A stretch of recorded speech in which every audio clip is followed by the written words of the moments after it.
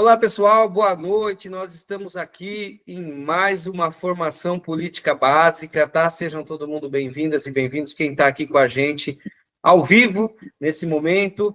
E para quem vai assistir depois, bom dia, boa tarde, boa noite. Ajudem a divulgar essas formações, compartilhem. Nós já fizemos diversos temas, debates. Procurem lá no canal do YouTube do professor Roberto Paulino todos esses vídeos de debate, assistam e ajudem a divulgar. Tá? A presença de vocês aqui é muito importante, gente, quem está ao vivo. Então, vamos lá, gente. A dinâmica é a mesma, nós estamos retornando pós-eleições, né? Pós-eleições, para uns pós-ressaca, para outros não, né? Mas estamos retornando aí no mesmo formato. Vamos fazer aí a abertura, a fala, e depois as pessoas que estão participando, elas podem colocar suas opiniões, podem também fazer suas perguntas, para que a gente possa fazer um bom debate, tá? Então, o tema de hoje, formação política básicas, agrotóxicos, o calcanhar de Aquiles do agronegócio. Será mesmo que o agro é pop? Será que é tech? Não há limites para o agronegócio. O Supremo estará julgando nos próximos dias uma ação direta de inconstitucionalidade, a ADI 5.543, impetrada pelo PSOL, questionando o projeto de lei 6.299 de 2002, que modifica a legislação sobre agrotóxicos vigente, visando ampliar subsídios e isenções fiscais no Brasil. Será mesmo que o agro alimenta o povo brasileiro? Será que é necessário mais subsídios aos agrotóxicos para que o preço não dispare? Jean-Marc von der Waide irá debater conosco esses e outros temas.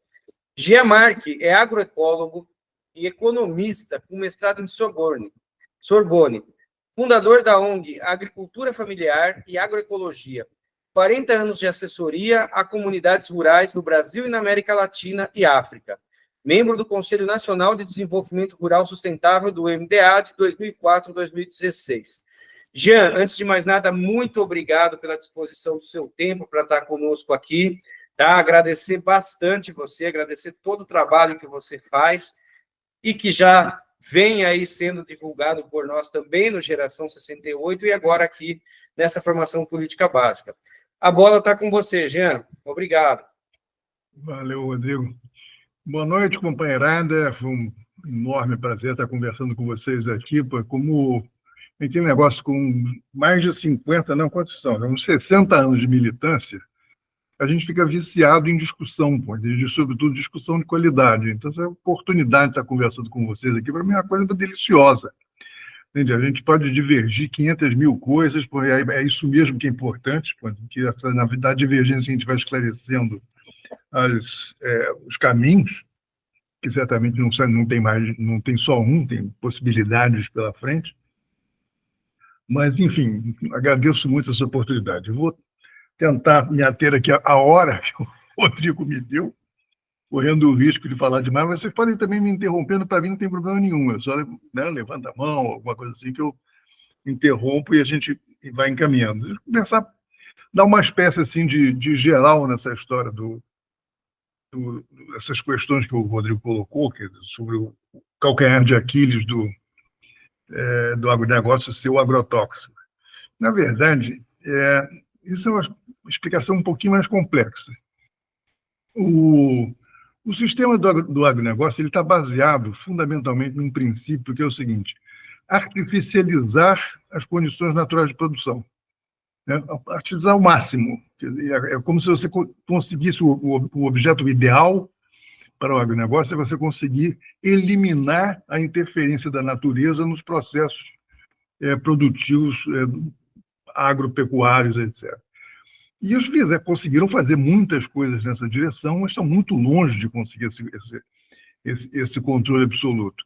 Vou dar um exemplo assim, dos pontos os lugares que mais se avançou em termos de controlar os condicionantes de um sistema produtivo.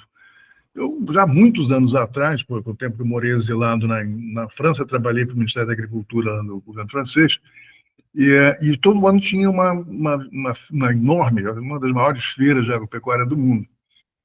E eu me lembro de ter visitado nessa feira, já em 75, 76, naquele tempo, um lugar que o sujeito mostrava uma espécie de fábrica de alfaces.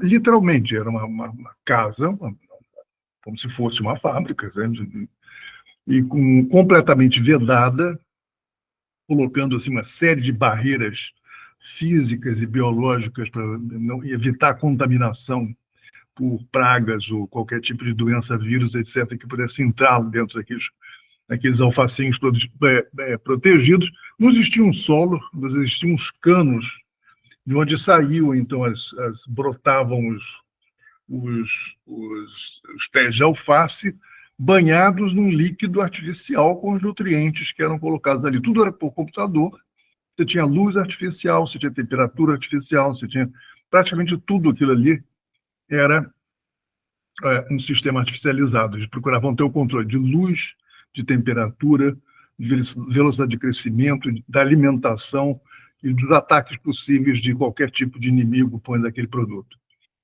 Aquilo tinha um certo resultado, sem sombra de dúvida, mas a um custo absolutamente monstruoso, sobretudo porque naquele período, nós estamos no meados dos anos 70, tinha tido o primeiro grande impacto dos preços do petróleo, de 73, e o preço da energia multiplicou-se por quase 10, num espaço de tempo muito curto, e aquilo virou uma curiosidade, mas não virou uma realidade. Aquele modelito ali de fábrica de alfaces.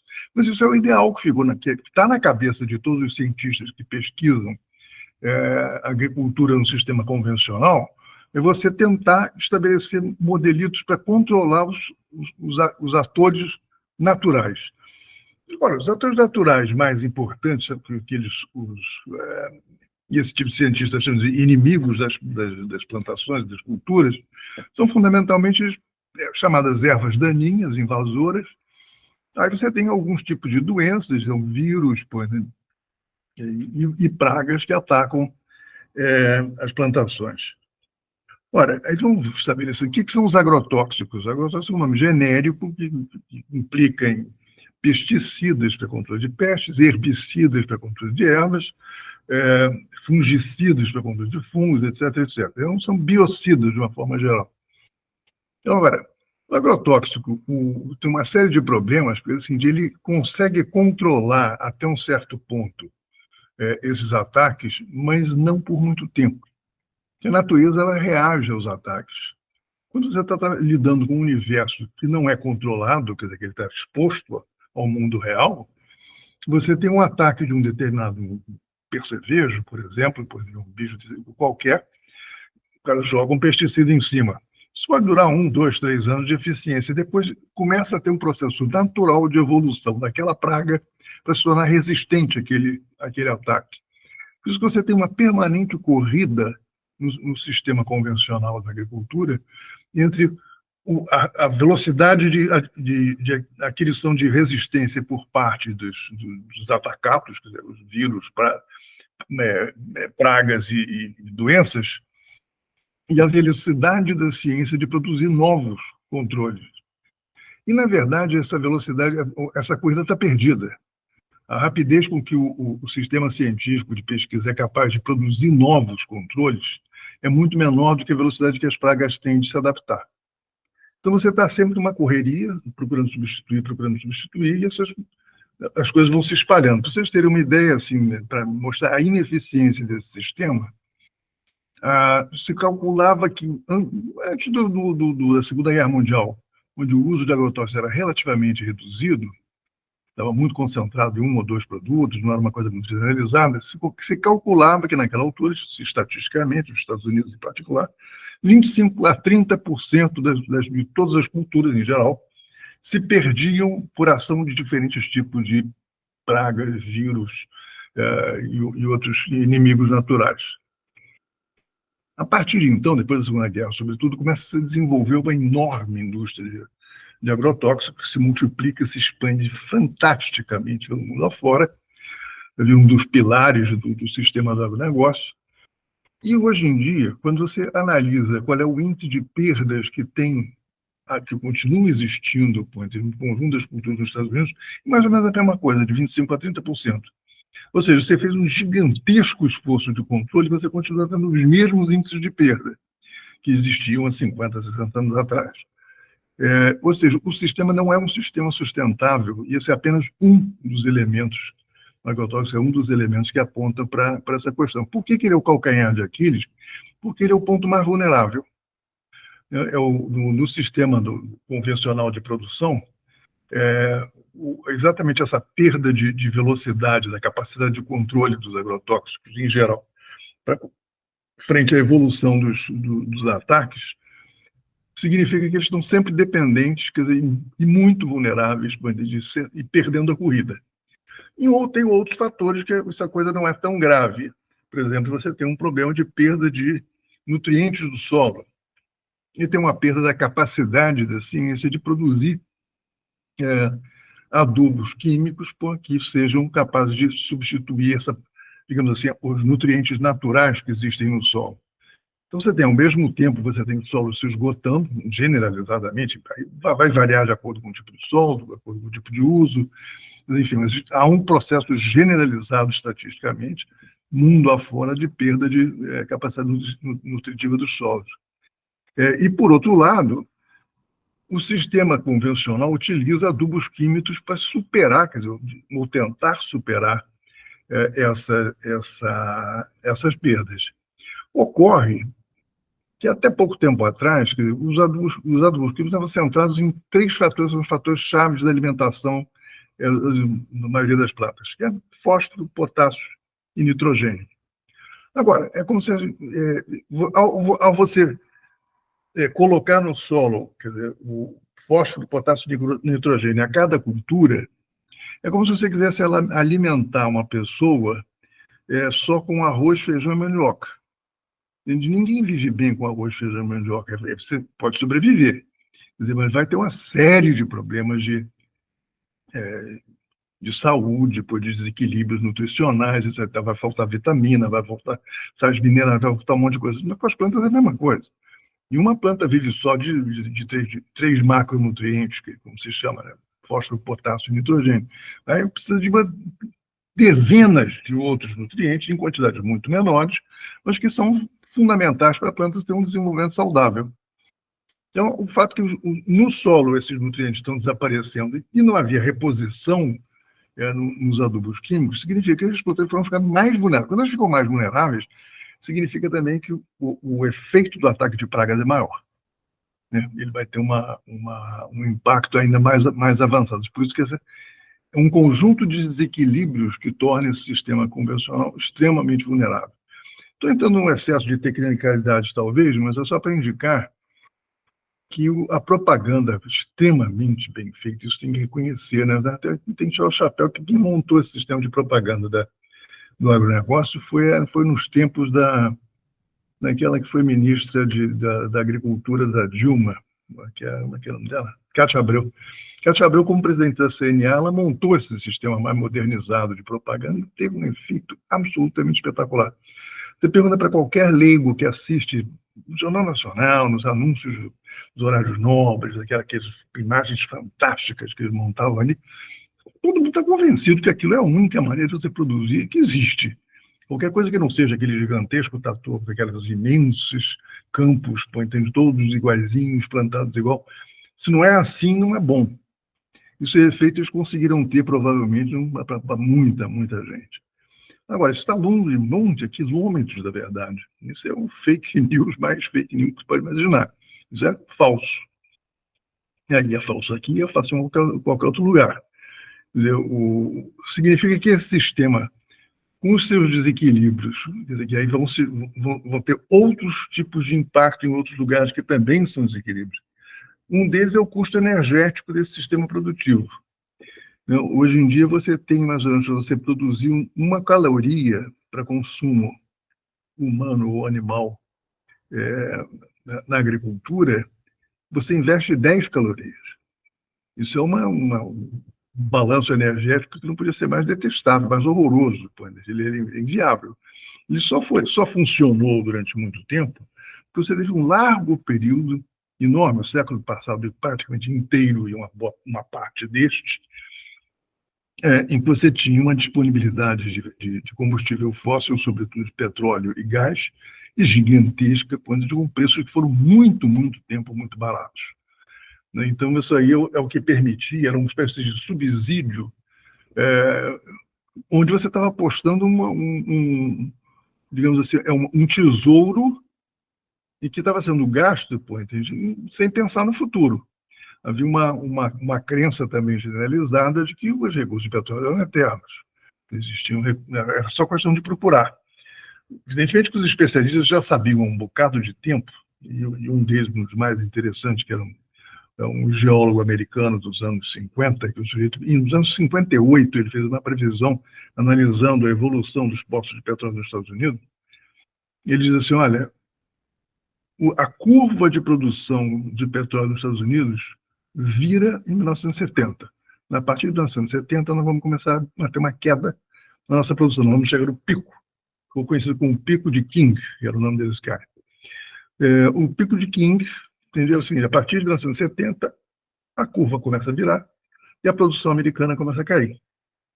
Isso foi matematicamente correto. Aconteceu exatamente assim. Ele fez previsões para o Plano Mundial que não foram tão corretas, porque, na verdade, ele não tinha o mesmo nível de precisão estatística, sobretudo para os produtores dos países árabes, onde tudo é secreto, ninguém sabe exatamente o que está acontecendo, quanto é que tem, quanto é que está sendo explorado. Então, ele não tinha uma informação tão segura, não só lá, como também na Rússia, na China e outros lugares que essas informações não são exatamente transparentes. Mas, de qualquer forma, a previsão dele também não estava muito fora do lugar, assim, até o ano 2000. Na verdade, o pico se considera, hoje em dia, os especialistas, que o pico passou em 2008, do mundo, para o petróleo fluido, chamado petróleo convencional. Você tem alguns tipos de petróleo, as areias monavíticas, areias bituminosas, e os fractais nos Estados Unidos, que são chamado petróleo não convencional, que tem algumas reservas a mais. Isso significa o quê? Que nós estamos explorando, o mundo está explorando as últimas reservas de petróleo num ritmo que tenta acompanhar uma demanda de desenvolvimento mundial que, embora tenha tido uma série de sacudidas, continua sendo um crescimento de 1 a 2% ao ano. Então, você tem, em algum momento, essa curva ela vai bater, ela vai começar a descer. Isso não quer dizer que, de uma hora para outra, vai parar de existir petróleo no mercado. O que vai significar, simplesmente, é que, a partir de um certo momento, vai começar a ficar cada vez mais caro produzir esse petróleo. Vai ficar mais difícil, vai ficar mais raro, os investimentos vão ser maiores e o preço do petróleo vai disparar. É em cima disso que isso sem falar dos impactos, aquecimento global, e outras coisas. Falando de um problema só da energia. Isso é outro grande calcanhar de Aquiles do sistema do agronegócio, porque ele é um sistema totalmente dependente de combustível fóssil. Ele não sobreviveria sem estar em todas as suas diferentes componentes, sem ter um uso intensivo de combustível fóssil. Então, esse é o segundo fator complicado nisso aí. O terceiro são chamadas, o que se chama em economia de externalidades. A agricultura, a pecuária em geral, é uma atividade que tem ela se faz no meio ambiente, não é como uma fábrica, que é uma coisa fechada, embora ela também tenha impactos, sobretudo com as coisas que ela deixa sair de dentro da fábrica, com as poluições, etc. Mas a agricultura, não existe nenhuma outra atividade econômica que tenha uma presença no ambiente tão grande. Não só agora, como teve ao longo da história. Quer dizer, você pode dizer que os biomas até hoje já estão moldados, mesmo pela agricultura mais primitiva, quando começaram a fazer agricultura há 10 mil anos atrás, quer dizer, de lá para cá você teve um processo de desmatamento que foi muito mais lento do que a gente está vendo agora, evidentemente, porque os meios eram menores, machados de pedra no começo, depois do ferro. Hoje em dia você tem motosserra, tem napalm, tem o que você quiser para fazer desmatamento, num ritmo muito maior, num volume muito maior. Mas ao longo de séculos e séculos, o efeito não foi pequeno. E você pode imaginar que a Europa, da Idade Média, onde houve uma recuperação da cobertura vegetal grande, sobretudo em função, enfim, da destruição do Império Romano, da desestruturação econômica que aconteceu na segunda metade da década do milênio, e as grandes pestes dos anos 400 e 500 e 600 tiveram uma queda de população e de atividade econômica muito grande. Então, diminuiu muito esse impacto e houve uma retomada de grandes florestas até o começo da Alta Idade Média, já no último milênio. E isso foi a agricultura que fez esse processo.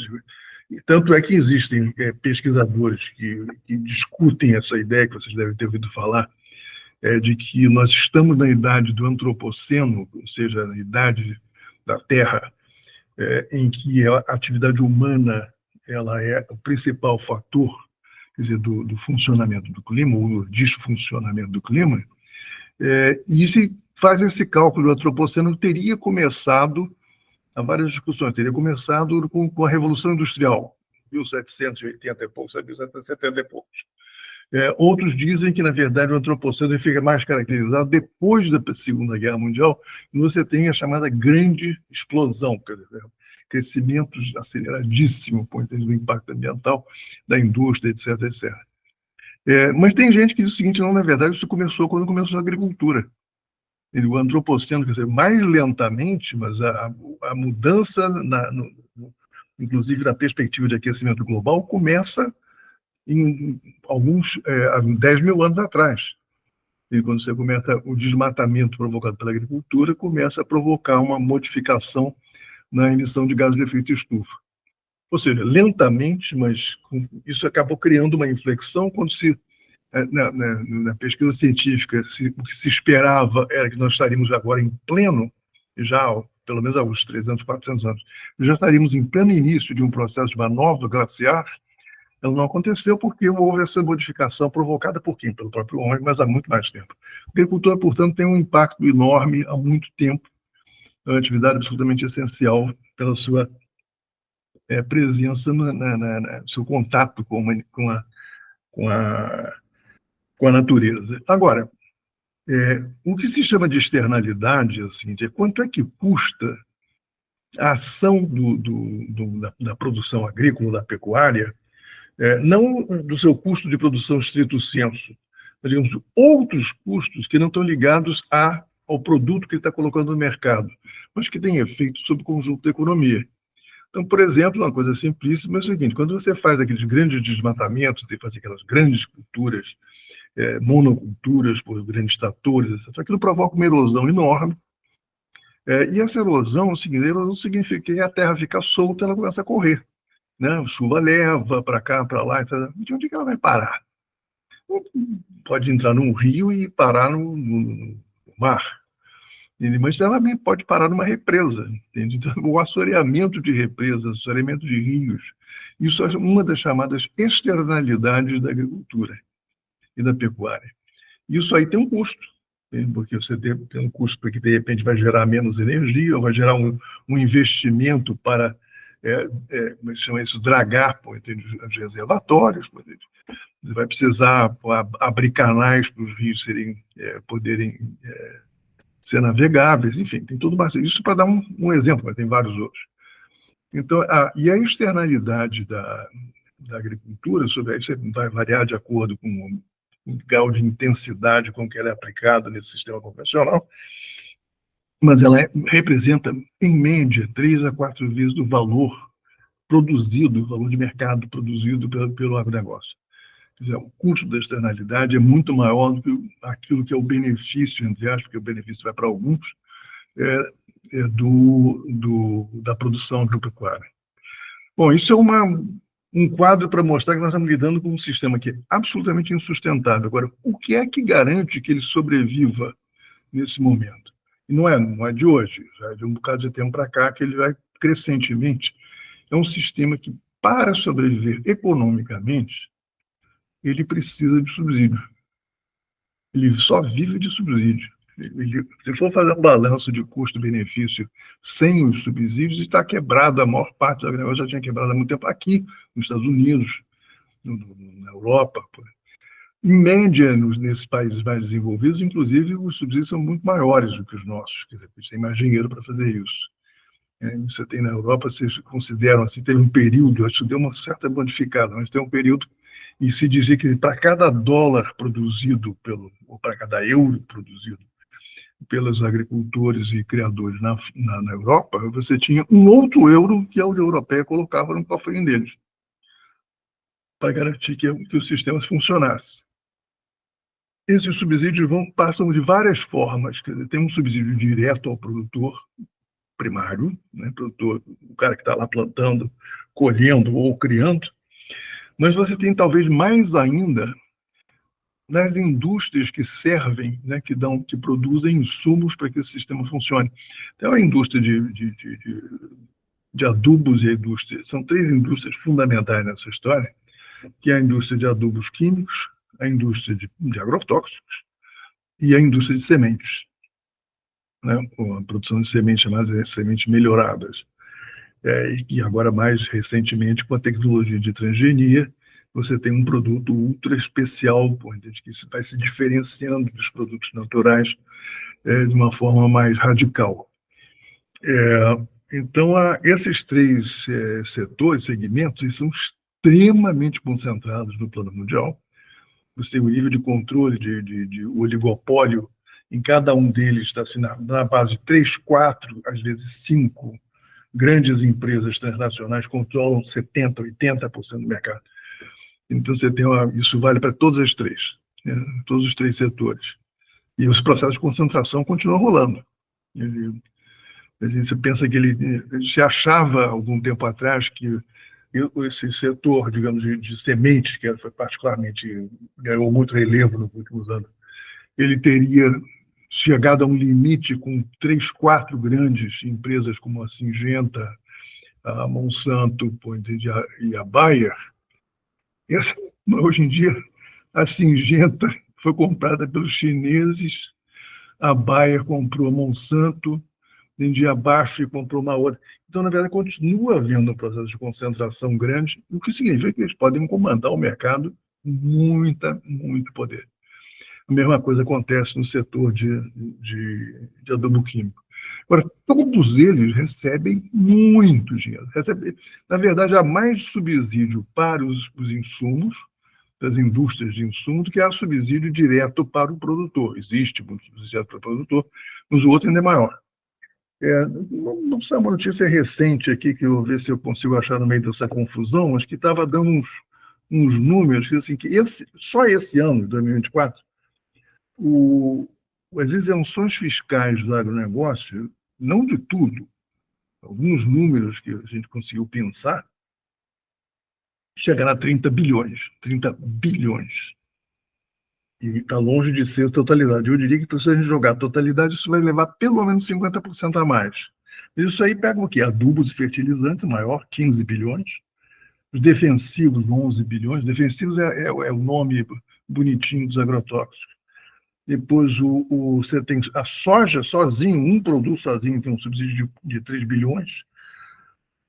A carne para exportação tem 1,5 bilhão. E você tem mais uns outros menos importantes aí nesse jogo. Quer dizer, é muito dinheiro para esse setor conseguir sobreviver. Mas sem isso ele não sobreviveria. Isso claramente. E aí fica a outra pergunta que implícita na primeira conversa, primeiro lance colocado na abertura do Rodrigo.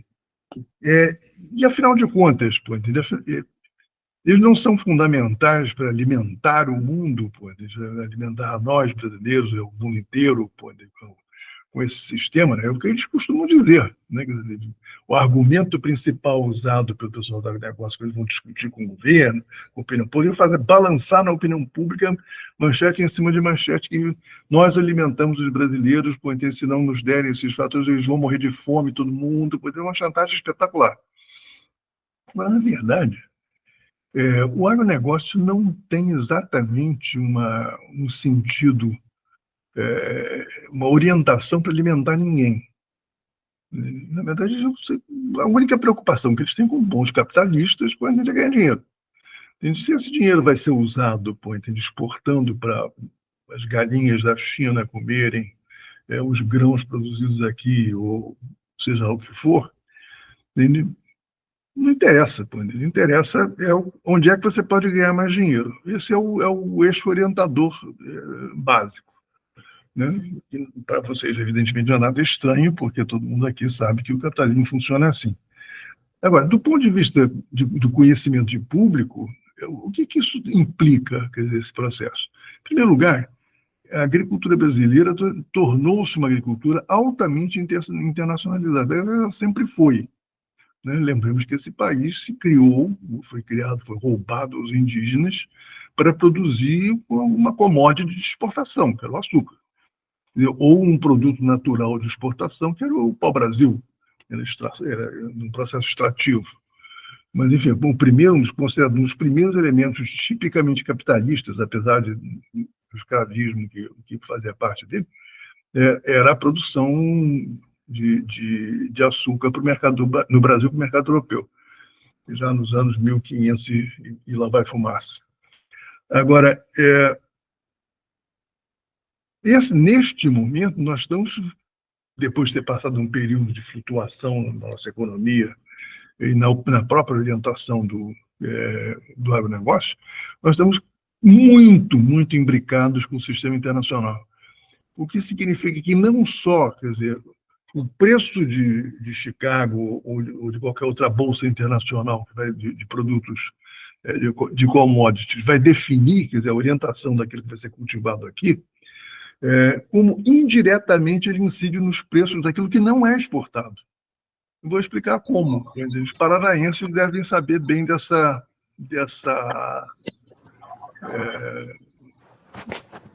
situação. No sul do Paraná, que é o maior produtor de feijão preto do Brasil, ainda a gente trabalhei lá durante um bocado de tempo ainda, e a ONG que eu fundei ainda trabalha lá. O principal produto dos agricultores familiares era feijão, né? E o feijão nunca foi um produto que você pudesse plantar em larguíssima escala. Assim, grande, trator, não sei o quê, é uma cultivo mais delicado, entendi que sempre foi uma coisa que era muito própria da agricultura familiar, em uma escala menor, que, em geral, em combinação com outras culturas, não eram grandes monoculturas. Agora, o que acontece com o produtor de feijão? O produtor de feijão ele vai colocar o seu produto no mercado interno, né?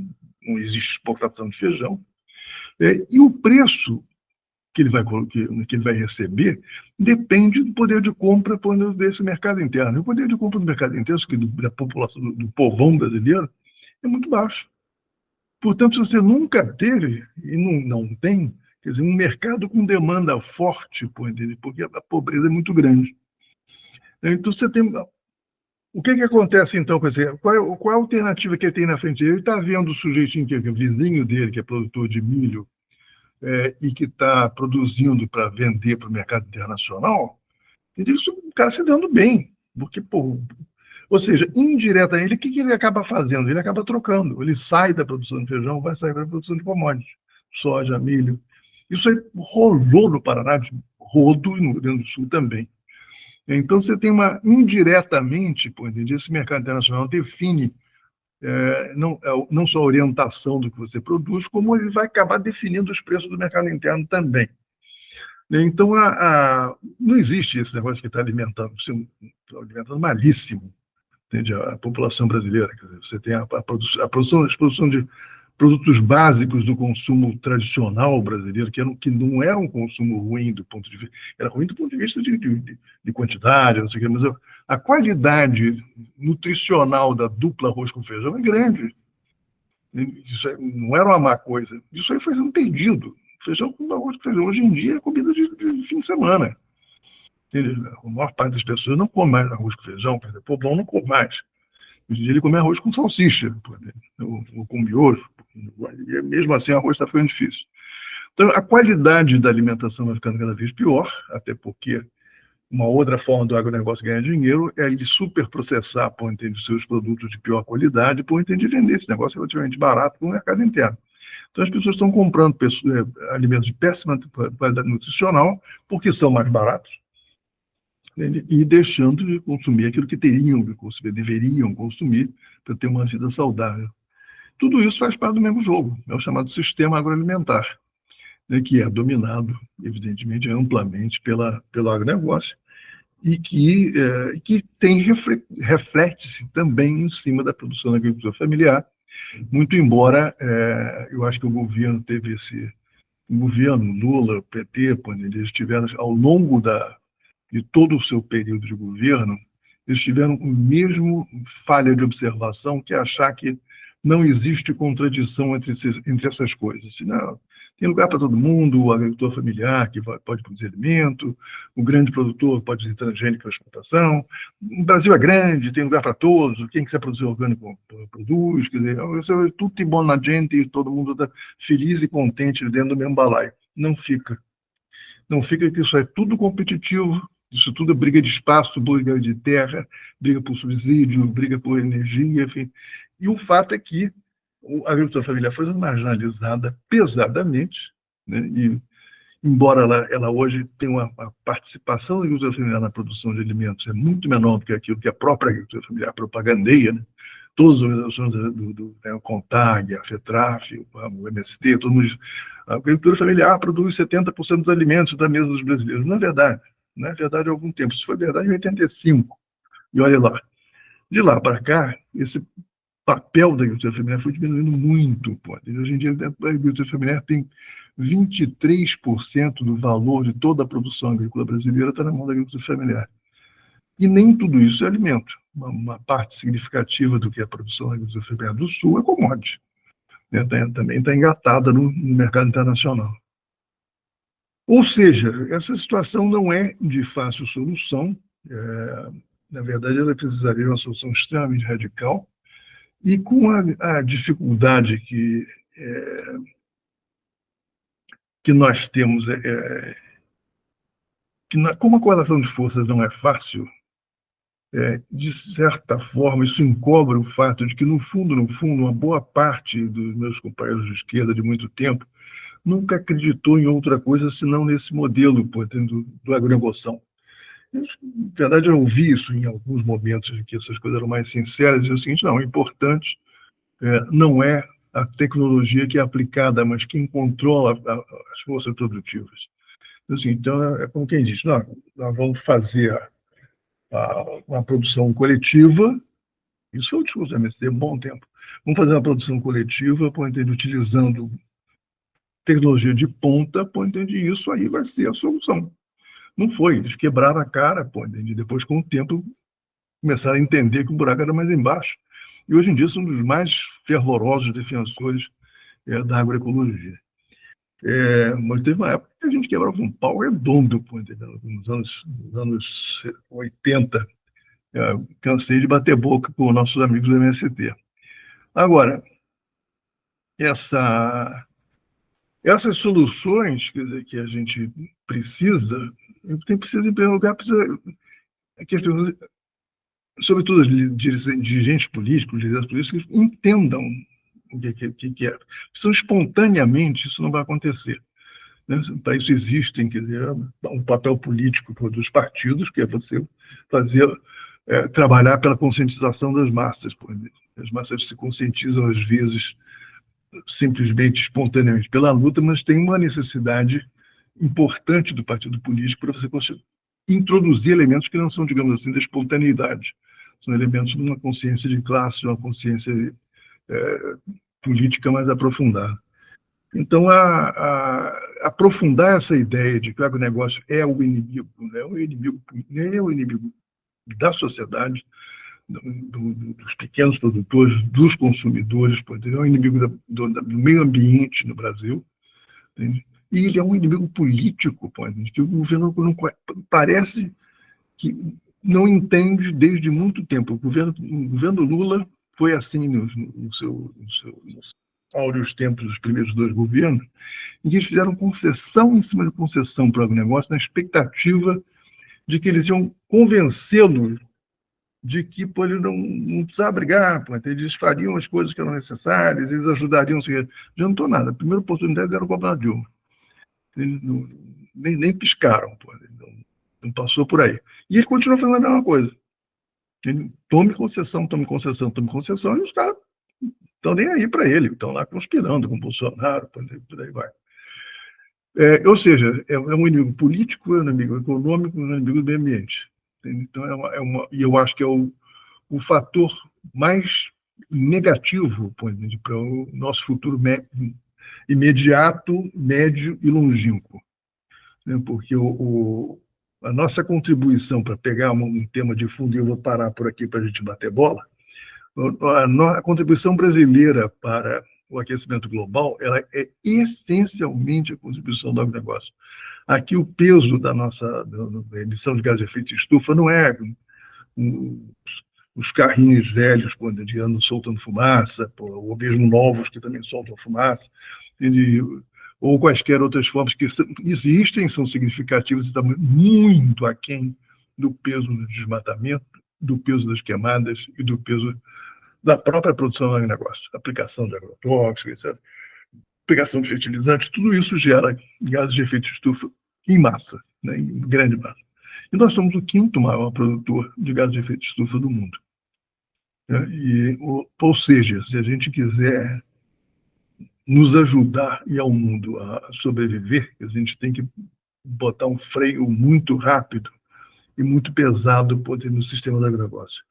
E temos que começar por acreditar que não vai ser possível tentar ganhá-los com benesses. Isso aí vai ter que ser preciso usar realmente da lei, da aplicação dura da lei. E a lei já permite fazer muita coisa que não se faz. A lei permite que você pudesse, já poderia, se fosse aplicada a lei a rigor, esse desmatamento da Amazônia não existia. Só que ela não é. Então, você não tem condição de ser aplicada. Hoje em dia, eu diria que a Amazônia é um país à parte. Ele não está debaixo da mesma lei da gente. Eles têm um outro sistema lá de controle social, que está baseado fundamentalmente em milícia e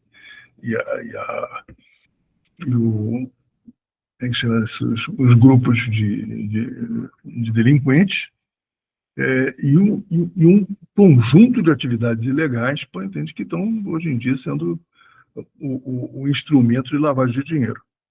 Então, e absolutamente não se pode pensar que as pessoas, que a polícia lá funciona, diferentemente desses interesses, ou os delegados, ou os juízes, os prefeitos, por aí vai.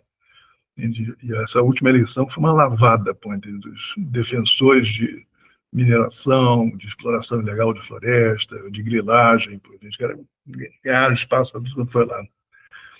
Enfim, eu vou parar por aqui, gente, porque a gente senão pode sair derivando para várias outras coisas e vamos chutar a bola aí, vamos ver como a gente consegue avançar numa conversa. Legal, Jean, obrigado mesmo. Essas eleições no Brasil e nos Estados Unidos, né? Porque o Trump lá, o negacionista, é um desastre gigantesco também, né? Em relação a isso. Pessoal, levantem a mãozinha, tá? Quem quiser falar aqui, a gente vai formando a ordem, tá? Dizer a vocês aqui que está junto conosco, Tomás Tarquínio, na quinta-feira, às 8 horas da noite, ele vai estar falando sobre energia, transição energética. Vou colocar depois tudo lá no grupo. E também, assim que terminar aqui, eu abro o grupo para a gente bater bola, continuar o debate lá, tá? E daí, meia-noite, assim, eu fecho, tá bom? Porque já aconteceu de um dia de madrugada entrar lá e fazer um estardalhaço no grupo. Então, vamos lá, gente. Quem já tiver pergunta, quem quiser fazer algum comentário, concordar, discordar, pode levantar a mãozinha para a gente já fazer o bate-bola. Vou sair um instantinho, mas eu estou ouvindo vocês. Beleza. Alguém começa?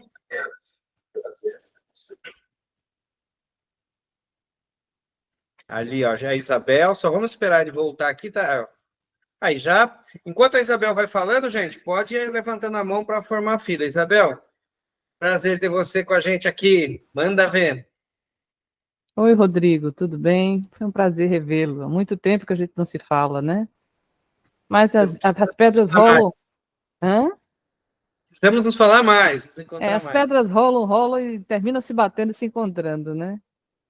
Eu soube agora, há cerca de meia hora, que ia acontecer esse debate e me interessei de participar, porque estou, assim, um pouco não, um pouco modéstia. Eu estou muito preocupada com o que está acontecendo e a própria mídia burguesa está pondo tanto terror, né, na coisa da emergência climática, e os próprios eventos climáticos estão assustando a gente de tal forma que a gente se sente mobilizado e obrigado a atuar e a participar e a contribuir da forma que for possível, da forma que tiver no nosso alcance. Então, essa questão do agronegócio já me preocupava há muito tempo. Você lembra que eu escrevi até um pequeno texto sobre isso, agrotech, agro é tudo, mas não é pop, né? Não é pop mesmo, né? É bem elitizado.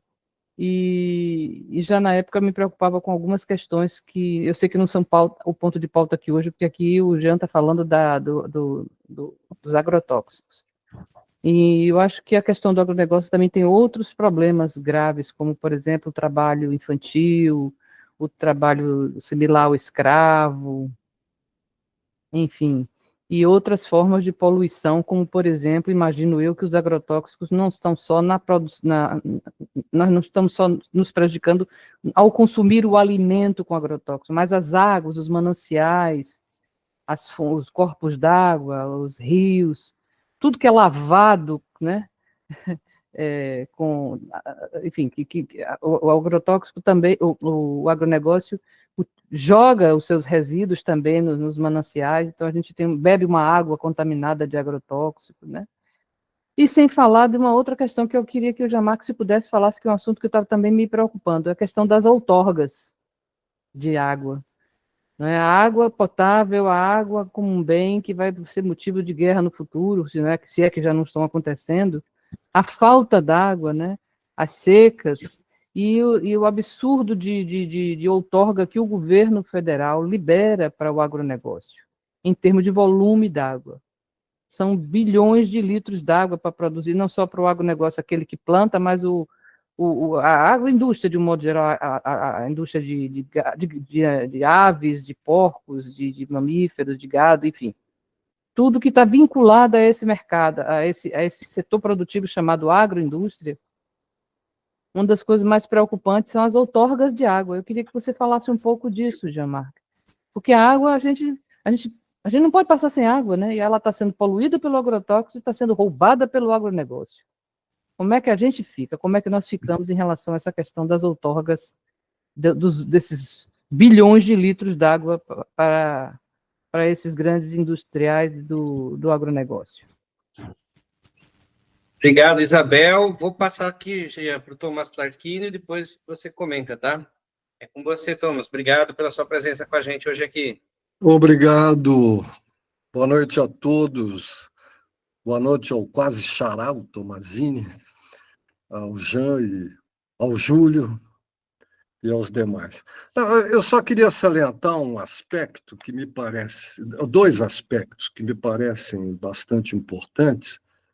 O primeiro deles que eu gostaria que o Jean tratasse, até porque, na luta política ecológica aqui no Brasil, eu tenho a impressão que há uma espécie de deriva e falta de objetividade. Né? O Jean falou agora há pouco das emissões de gases de efeito estufa no Brasil. Ora, 73% dos gases de efeito estufa provém do sistema de produção da agropecuária, produtor de proteínas animais. 27% provém da agricultura, mesmo, da produção de soja, da produção de milho, essencialmente, e 46% provém das queimadas, do desmatamento, da mudança de uso de solo. Enquanto que o setor de energia, incluindo a produção de energia, inclusive os veículos, é da ordem de 16%. Então, o problema maior desse país aqui, se nós pretendemos reduzir as emissões de gases de efeito estufa, é atacar o agronegócio, entendeu? Porque, tirando o Brasil, só a Indonésia tem índices semelhantes.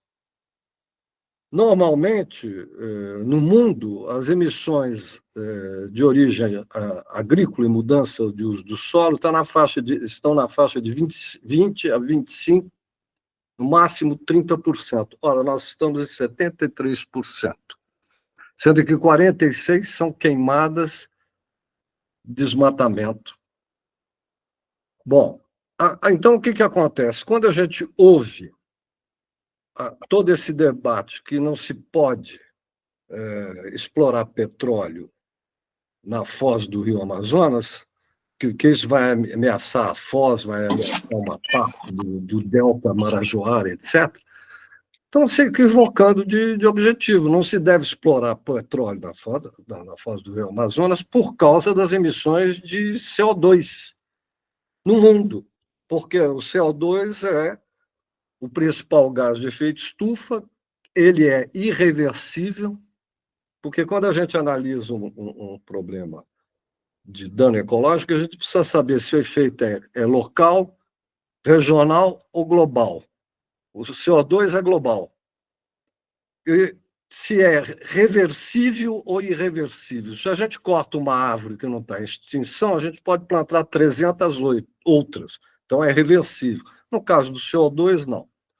Então, esse é um problema que a gente tem que, quando falar de problema de gás de efeito estufa, que tem que mostrar do dedo imediatamente o agronegócio. O segundo ponto, aqui é um tema que raramente eu vejo ser tratado, que é a questão das cadeias tróficas. Não é?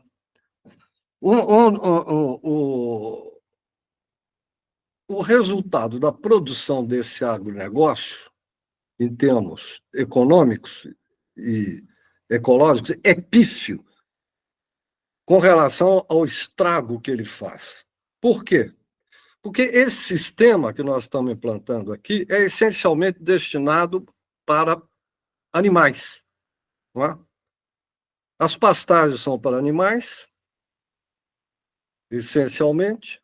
A produção de milho e a produção de soja é essencialmente para alimentar animais, e tem o problema das cadeias tróficas, ou seja, a passagem de produtor primário, ou seja, de vegetais, de seres vivos, de vegetais, para consumidor primário, ou seja, os herbívoros, e, em segundo lugar, os consumidores secundários, que são os carnívoros, eles têm um rendimento baixíssimo.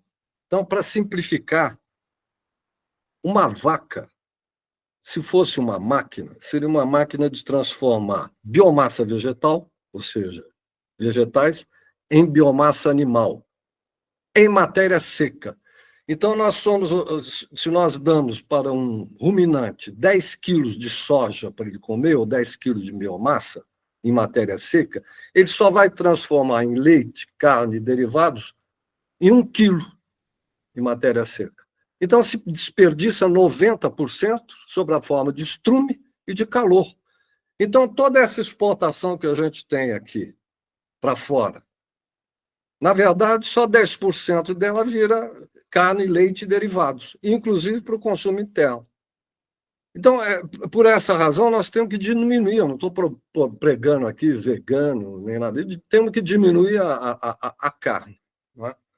Diminuir esse sistema de produção de proteínas animais está fazendo um estrago gigantesco para um resultado final que é 10% a 30% de carne, leite e derivados, dependendo do tipo de animal que a gente alimenta. No caso dos herbívoros, dos ruminantes, que são as vacas e outros, é 10%. No caso dos porcos, é 30%. Das aves, é 30%, 40%. Então, como é que a gente poderia fazer uma contestação desse sistema a partir dessas duas questões? Das emissões de gases de efeito estufa e do baixo rendimento da transformação de biomassa vegetal em biomassa animal.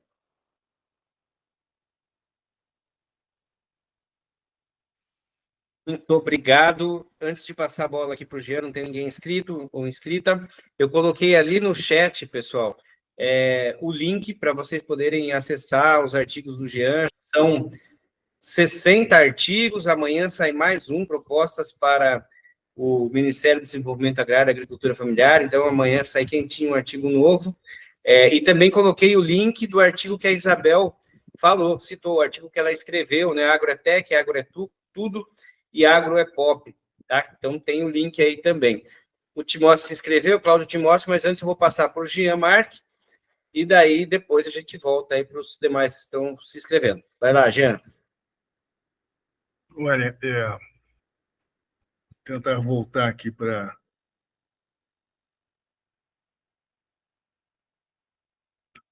Questões que a Isabel colocou, que elas são absolutamente pertinentes, né? Que ela reforçou, complementou algumas coisas que eu tinha colocado.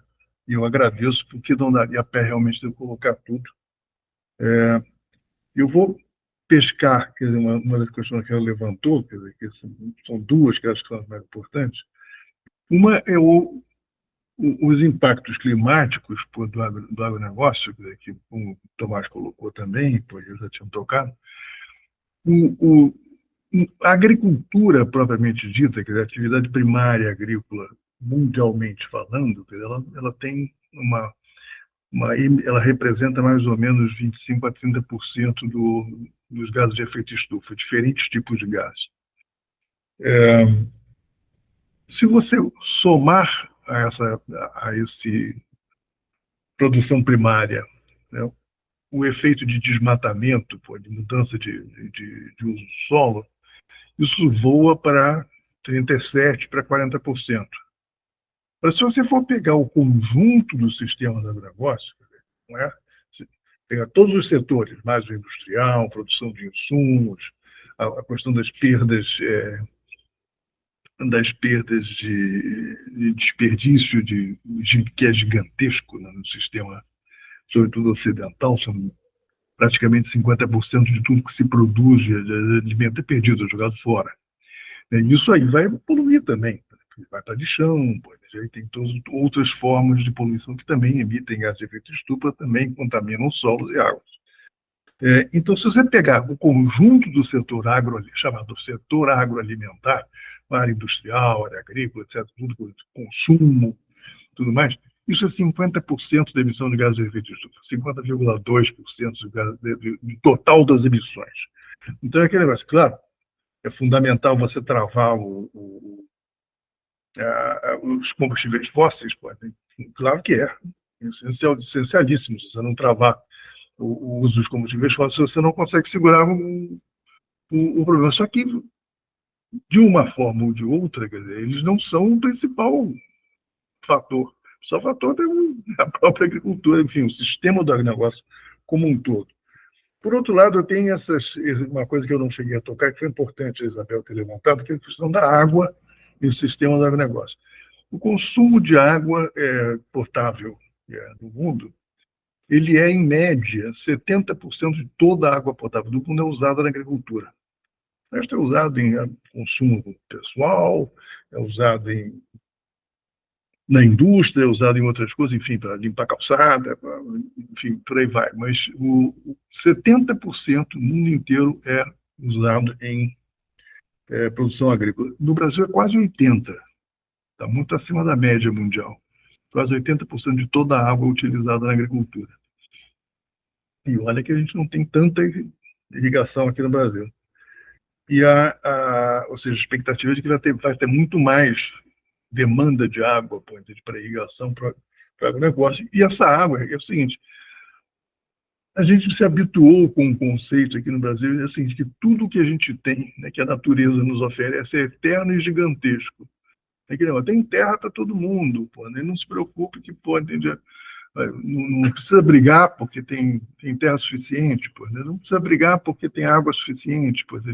Não é bem assim, muito pelo contrário. Quer dizer, hoje em dia nós estamos chegando no ponto em que estamos chegando nos limites, né? E o limite da água vai chegar mais depressa ainda que o do solo, né? Porque a degradação está sendo muito, muito acelerada.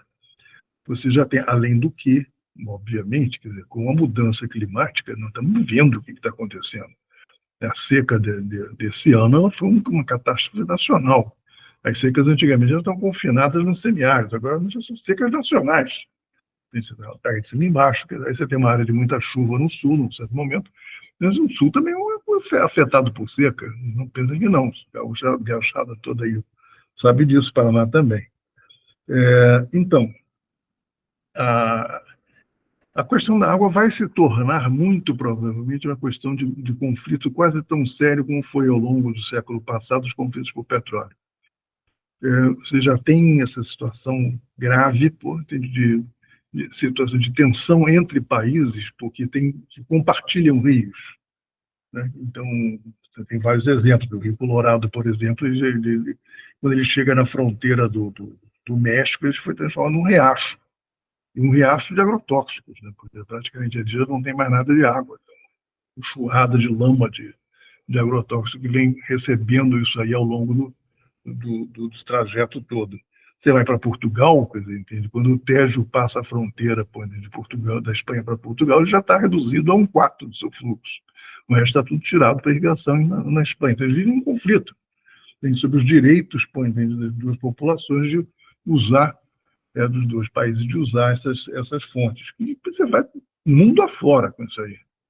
E como a tendência é você ter cada vez uma oferta hídrica mais irregular, quer dizer, e mais insegura, a probabilidade do conflito sempre é muito grande.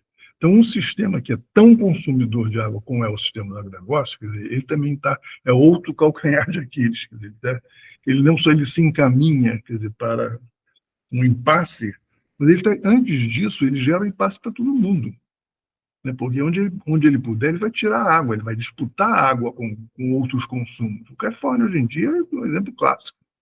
E você tem secas recorrentes cada vez mais fortes na região, e os aquíferos que existiam, que eram explorados durante muito tempo, estão se esgotando. Você tem, hoje em dia, o seguinte, tem um conflito seguinte: ou a água vai para Los Angeles, ou a água vai para os cultivos. Entendeu? Então já tem racionamento em função de épocas do ano de irrigação mais intensa, tem racionamento em Los Angeles. Então esse conflito latente vai explodir em grande escala se a gente não conseguir alterar esse sistema de consumo absurdo de água que o sistema de agronegócio produz, o demanda, perdão. Por outro lado, em relação às coisas que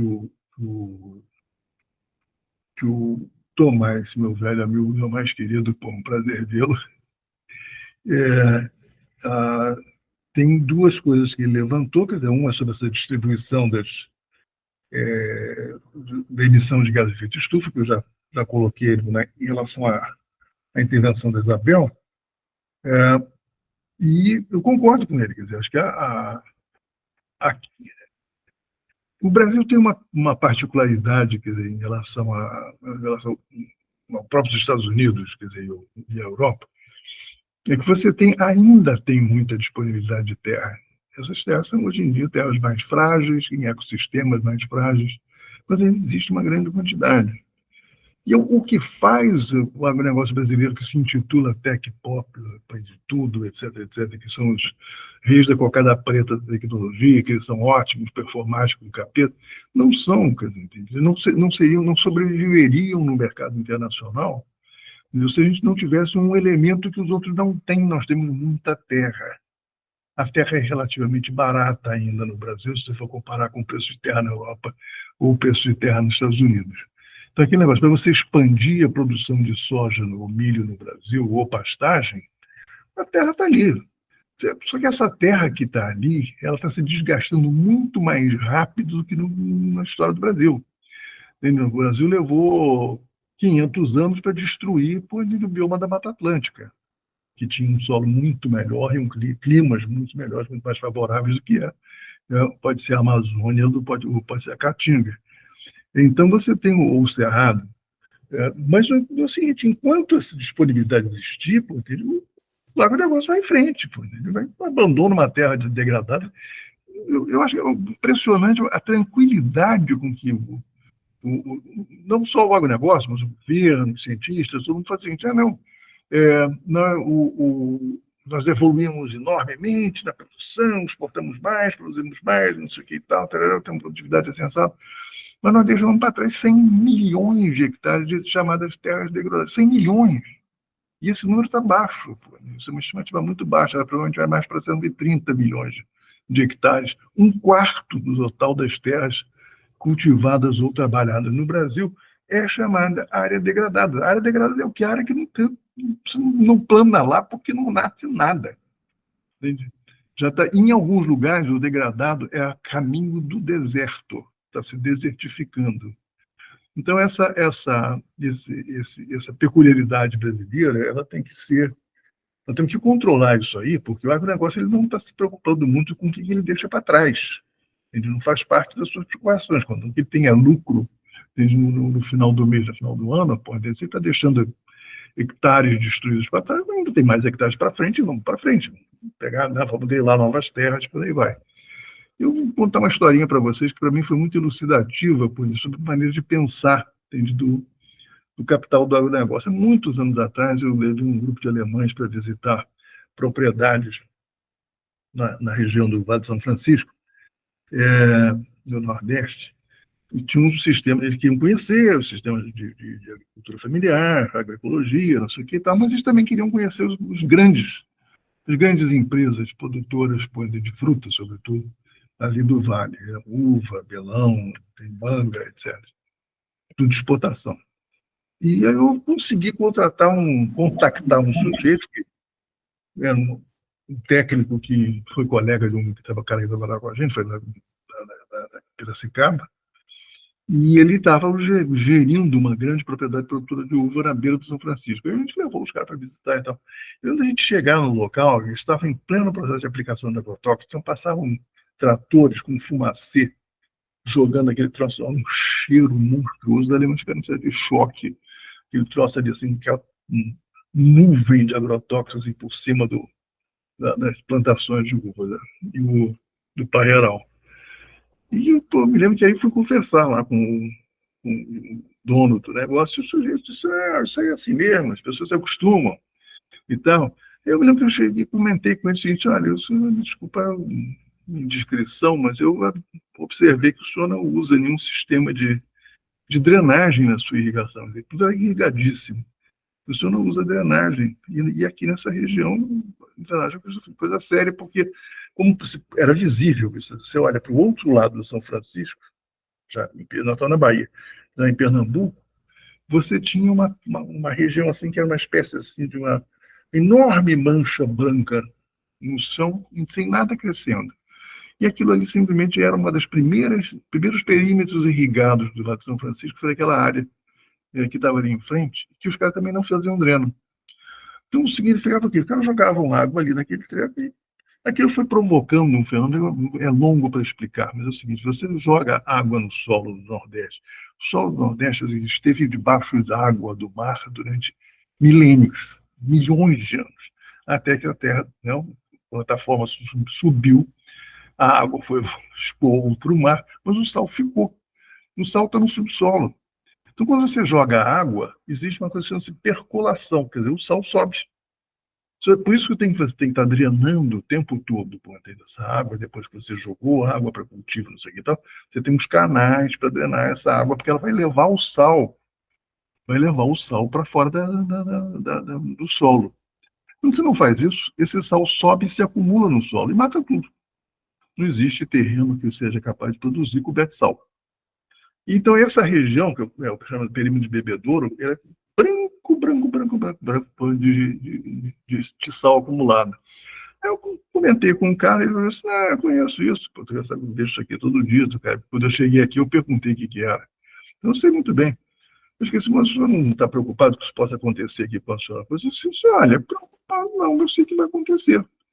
Isso vai levar mais ou menos uns 10, 15 anos para chegar a inviabilizar economicamente minha produção, mas até lá eu estou tirando $1 milhão ano. O que vai acontecer depois não me interessa. Eu fiquei em estado de choque, eu disse, não é possível O cara tem um raciocínio com esse grau de cinismo, pô, o cara diz assim, não, depois ele não se sentia um cínico, não, ele se sentia um realista. Ele disse, eu estou aqui, eu botei dinheiro, estou tirando dinheiro, quando não der mais para tirar dinheiro, foi embora, pô, ele vai ficar para não me interessa. Os alemães saíram do estado de choque também, mas isso é demonstrativo de uma forma de pensar, né, de uma forma de agir. A cultura do agronegócio brasileiro, ela vem desse processo de destruição das matas, destruição dos solos. Então, essa é uma história inteira. Quando você pega outros países com uma cultura diferente, sobretudo países muito populosos, como China, Indonésia, Filipinas, etc., você tem uma preocupação com a conservação dos recursos naturais, porque eles sabem que eles não sobrevivem sem isso. Eles não têm para onde ir. São áreas que foram ocupadas muito intensamente. Então não tem aquele negócio, não, deixa destruir que a gente vai adiante. Entendeu? Aqui, assim, deixa destruir que a gente vai adiante. A gente ainda tem terra para burro. Entendeu? Agora, o problema é o seguinte, a velocidade da destruição hoje é muito maior do que no passado. Como diz o Marcos Nobre, nós estamos à beira do ponto de virada da Amazônia. A hora que virar na Amazônia, o clima inteiro do Brasil vira. Eles falam do mundo. Como a oferta hídrica vai diminuir muito. Então é esse negócio, que o agronegócio ele é ameaça em todas as direções. Quer dizer, para coisas fundamentais da sobrevivência. A água é uma delas que a gente tem que se preocupar. Não sei se eu respondi a vocês, não, mas pelo jeito é o que tenho a dizer. O Tomás levantou um negócio que acho que em geral dá muito conflito. A lógica digamos assim, da racionalidade de determinadas produções, se você for considerar ponto de vista energético, ponto de vista de balanço de nutrientes, e os próprios impactos ambientais, quer dizer, tem coisas que são muito difíceis de você defender. Uma das maneiras de olhar, e cada vez ela é mais significativa, porque isso está se transformando num problema de custo, não é mais um problema simplesmente de cálculo matemático, cálculo científico, cálculo físico, é a questão do balanço energético, né? Como eu já tinha citado antes, quando você tem um sistema que, em média, você investe 10 calorias para tirar uma, é um sistema que está condenado. No tempo, ele está condenado. Ele pode sobreviver durante algum tempo, com vários, né? Você precisa ter espaço para crescer, etc. Mas, do ponto de vista da lei da termodinâmica, ele não vai funcionar. Então, a outra coisa é essa capacidade de conversão, né? O gado é um péssimo conversor de matéria-prima, né? De matéria-prima vegetal em matéria-prima animal. Outros são bem mais eficientes, em particular com água. Então, você não tem ideia, eu não me lembro dos números aqui, mas acho que é mais ou menos o seguinte: 1 litro de leite você tem por trás de uns 1000 litros de água. E atrás de cada um investimento em água para você tirar 1 litro de leite no sistema convencional. E por aí vai. Então, acho que a questão lógica, e muita gente diz isso, em muitos lugares, você tem uma campanha forte para dizer assim, que temos que abandonar determinados tipos de consumo. E você não pode pensar que todo mundo vai poder comer picanha, com frequência, não é nem aquela picanha do fim de semana, que o Lula gosta tanto. Então, não vai dar. Entendeu? Se todo mundo comesse uma picanha no fim de semana, uma quantidade de gado necessário seria muito mais. Todo mundo, o mundo inteiro, né? Vamos democratizar a picanha. Se todo mundo comesse uma picanha no fim de semana, você já teria explodido esse planeta com gás de efeito estufa. Então, não dá pé. Então, das duas, uma. Ou vamos aceitar que apenas os mais ricos, privilegiados, vão para picanha, e os outros comerão o que for possível, ou, uma lógica mais democrática, vamos todos desestimular o consumo de picanha ou o consumo de carne bovina em particular. Essa é uma discussão séria. Eu me lembro que uma vez, numa Conferência Mundial da Alimentação da FAO, foi em 2001, que eu era relator, e eu coloquei, por pressão de uma série de setores, sobre os ONGs da Ásia, movimentos sociais da Ásia, colocaram muito esse negócio de diminuir o consumo de carne no mundo. Eu coloquei no meu relatório final. Eu quase fui trucidado pelos meus amigos argentinos. Pô, tchê, que decís? Que cortaram a carne? E fizeram um escândalo. Pô. Não pode ser, pô, tem a civilização. Bom, o fato é que existem maneiras de produzir carne que são muito mais eficientes do que o sistema convencional do agronegócio. Porém, tem um limite. Não pode pensar que o consumo de carne pode se expandir infinitamente. Vai lá, gente.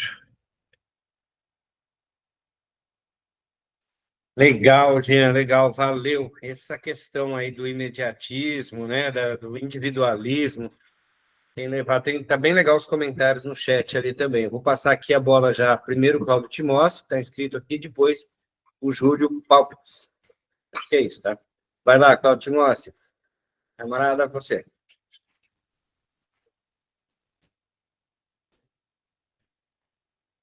Microfone, ativa o microfone.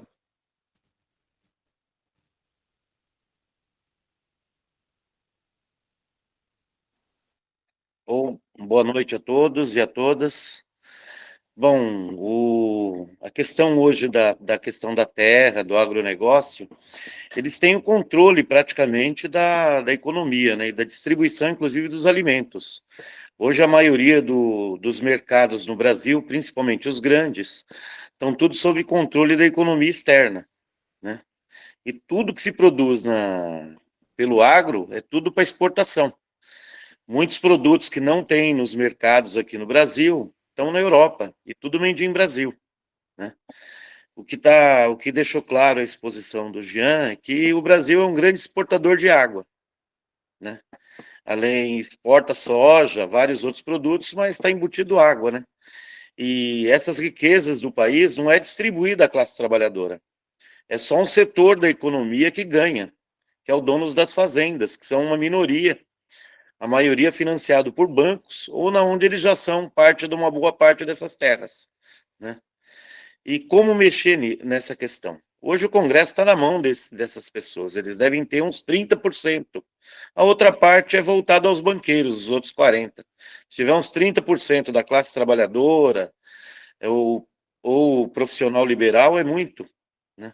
Eles têm o controle. E como fazer esse enfrentamento, né? Nessa questão, como avançar nessas questões, dentro desse quadro que está colocado.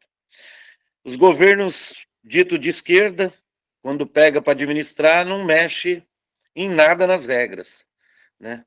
Tivessem leis mínimas para punir esse setor, porque para a classe tem bastante, para a classe trabalhadora, mas para esse setor não tem lei, né? São muito... se queimou, pôs fogo lá em 10 mil hectares. Se ele tiver 10 mil hectares, tem que ser confiscado, né? Não tem política de confisco. Pessoa queima, vai pagar uma multa, nunca paga, depois é absolvido. O próprio Congresso acaba absolvendo essas multas, né? Então, esse setor praticamente domina tudo, né? Política ambiental, de desmatamento, praticamente não existe, porque quando se aplica a multa, se cancela a multa, né?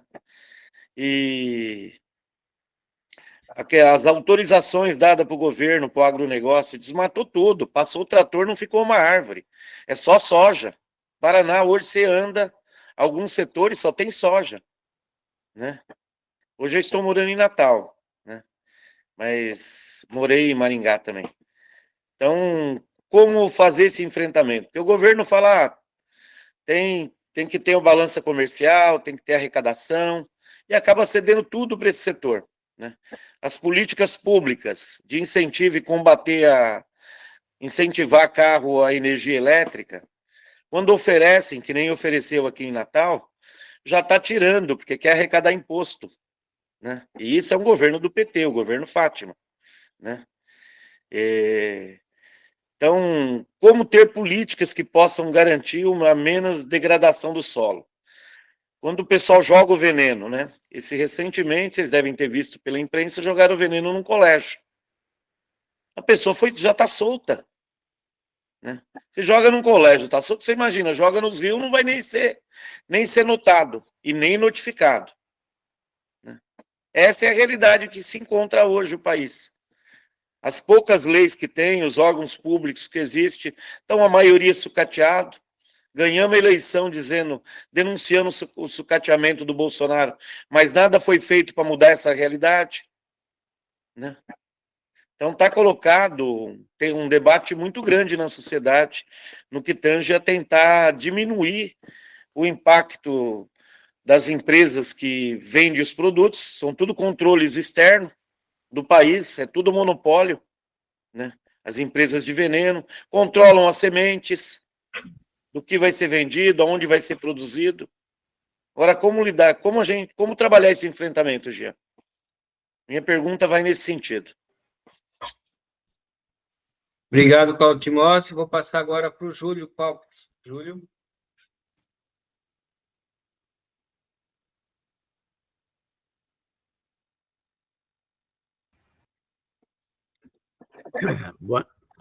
Boa noite, pessoal. Deu para escutar? Sim. Tudo bem? Olha, retomando um pouco ao tema, né, o tema chamativo do nosso debate, né, que fala sobre os subsídios para o agro, né, a primeira coisa que me vem à cabeça é em que sociedade nós estamos para falar de subsídios a uma forma de produção, a um procedimento produtivo, a cadeias produtivas, que são basicamente, em primeiro lugar, não são sustentáveis e, sobretudo, são suicidas. Do ponto de vista que se olha, elas são suicidas.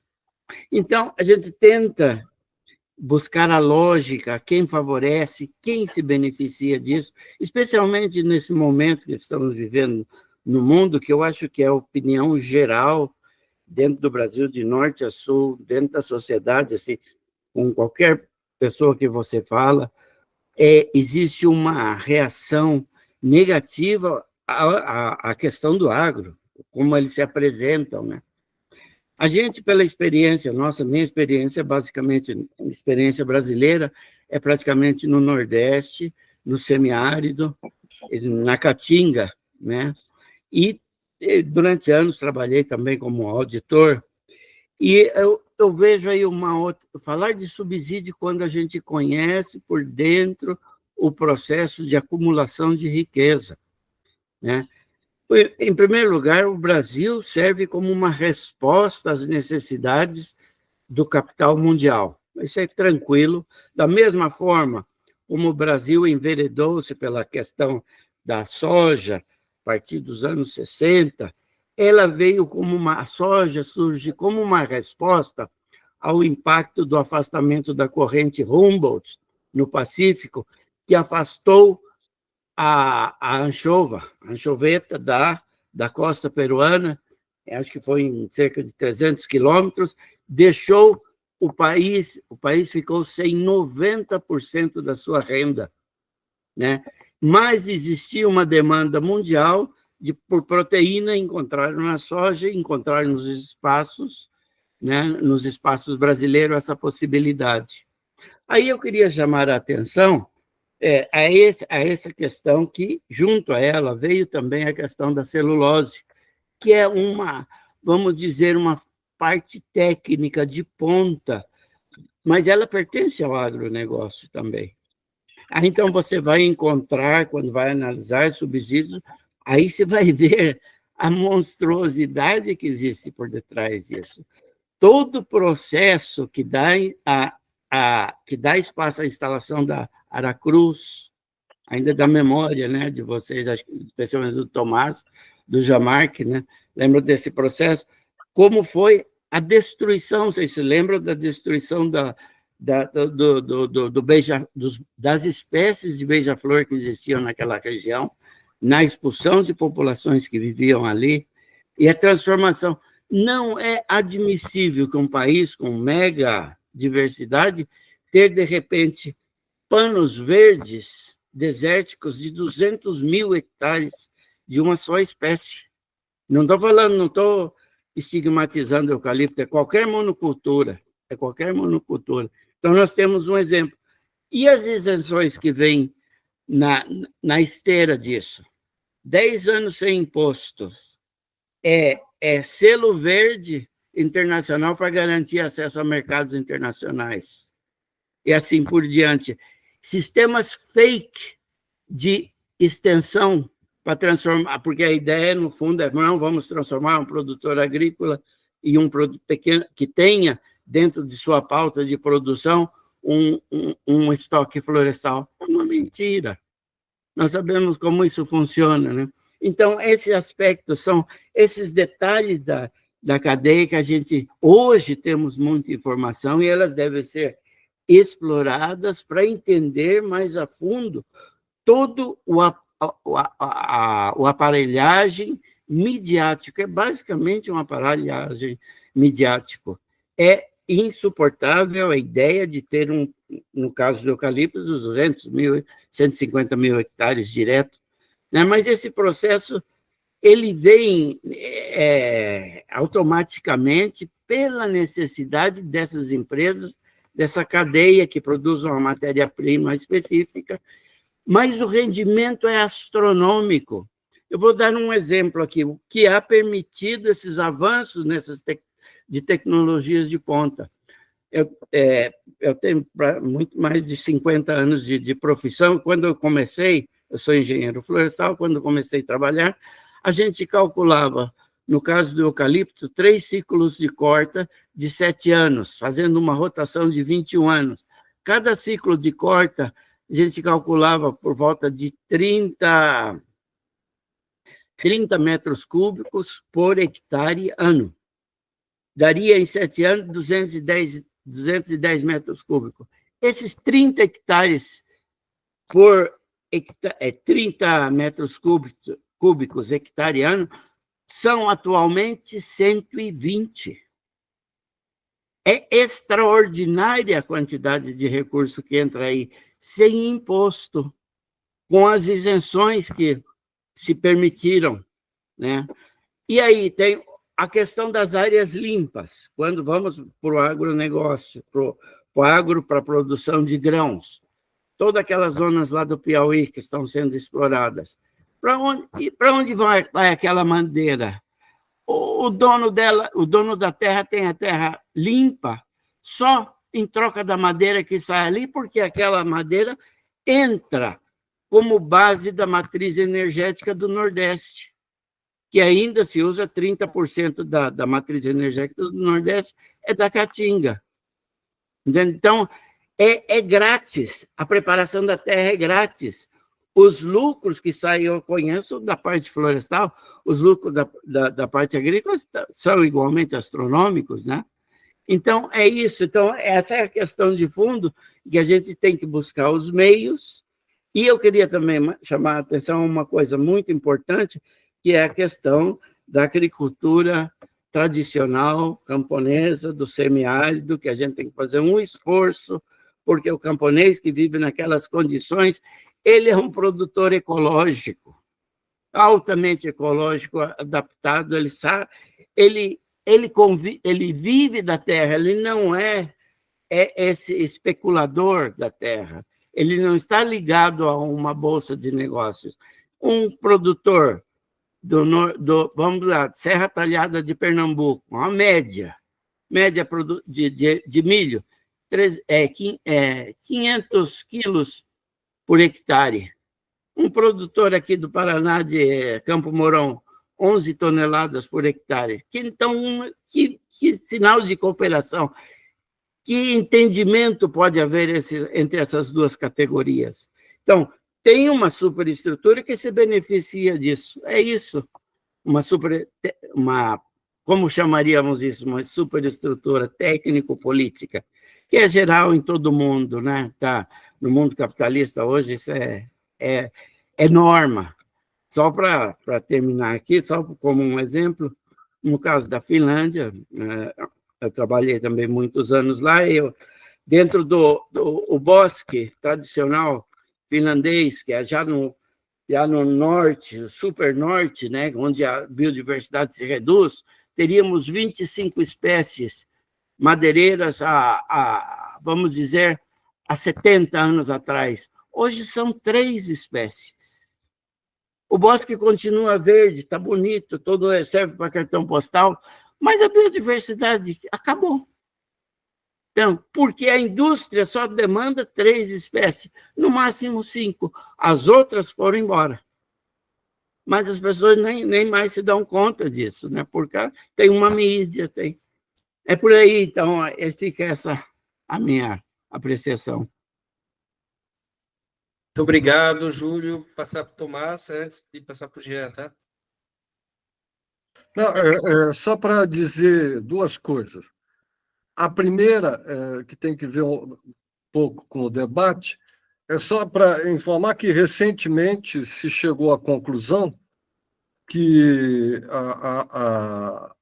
quando se aumentou de 1 grau a temperatura média do planeta, esse 1 grau, que nós estamos na faixa de 1,25, 1,3, se bem que o ano passado e esse ano já foi para 1,52, um aumento de 1 grau, esse 1 grau ocorreu nos últimos 40, 50 anos, há um aumento da quantidade de vapor de água de 7%.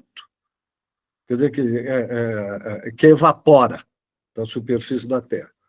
Quer dizer que a Terra está ficando cada vez mais seca, e quando desaba a água, desaba uma quantidade gigantesca, né? Isso é só para lembrar esse dado importante. E, por outro lado, eu queria convidar todas e todos, na quinta-feira, na mesma hora, eu vou falar sobre a questão energética, a degradação, a desregulação ecológica e a modernidade, que a nossa sociedade moderna está assentada em energias fósseis. Quinta-feira, é só isso. É isso aí, quinta-feira, 8 horas, hein, gente? A gente espera vocês aqui de novo. Jean? Olha, tem várias questões aí, eu vou pegar meio assim no voo. É interessante nessa coisa, a gente olha assim no detalhe, quem é o agronegócio? Quer dizer, quem são eles? Quer dizer, quantos são eles? Esses personagens. Quer dizer, tem que distribuir várias categorias. Eu já falei antes aqui, você tem a categoria dos produtores de insumos, né, que são as grandes multinacionais, sobretudo. Eu citei algumas, enfim, como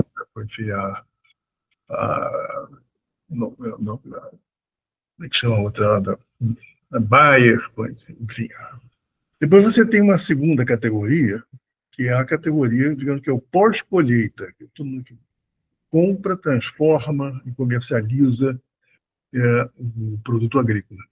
E aí você também tem grandes monopólios, grandes empresas que controlam a produção de óleo de soja, os grandes frigoríficos controlam a produção de carne, enfim. Você tem duas grandes categorias. Depois você tem o produtor primário, provavelmente dito, que é o sujeito que está ali, cria o gado, ou que planta soja, ou que planta qualquer outra coisa. Então, são 3 diferentes categorias. Pode se estender mais para a questão do comércio de detalhe, pode, enfim, para comércio até chegar ao consumidor. Agora, a diferença de peso desses conjuntos aí é enorme. Embora, eu diga assim, curioso no Brasil é que, politicamente, ao contrário da maior parte dos países do primeiro mundo, o produtor primário aqui tem um peso muito grande na política. Do agronegócio, os grandes produtores do agronegócio. Agora, são quantos eles, na verdade? E aí tem dados que são estarrecedores, né? Você considera que o agronegócio tem mais ou menos 1 milhão, eles cresceram em número na última, bastante, até mais de 10% entre os últimos 200. 1.070.000 proprietários, produtores são considerados capitalistas, produtores do agronegócio. Você tem 3.800.000 que são da agricultura familiar. Agora, desse 1 milhão do agronegócio, você tem 60.000 que são realmente, representam 50%, 60% do total do valor básico da produção. E desses 60.000, você tem 2.450 que só eles são 30% do valor básico da produção do Brasil. A concentração é gigante. Quer dizer, você tem um total de 5 milhões e pico, mais ou menos 5 milhões de agricultores, entre familiares e patronais, e você tem 2 milhões e 500 mil que controlam 30% do total da produção. Então, isso é a superconcentração desses personagens aí, que foram se estruturando politicamente e têm um poder muito significativo. Agora, eles não são um poder, digamos assim, à parte, eles estão muito bem integrados com com os outros dois setores, em particular com o setor de insumos, que eles veem o setor dos compradores dos seus produtos com uma certa desconfiança, porque está sempre um conflito aí de valor. Mas os produtores de insumos, para eles, são um aliado essencial, porque sem eles não existiam, o negócio não produziria. Então, isso aí, essas estruturas foram se coordenando, foram criando instituições, digamos, políticas e científicas para elaborar suas propostas. Então, esses personagens têm um peso muito grande na tomada de decisões, na orientação dos seus recursos, do ponto de vista de propaganda, do ponto de vista de compra de deputados, de senadores, enfim, de financiamento de campanha, enfim, tudo isso. Um peso grande na política. E este setor está muito imbricado no setor financeiro.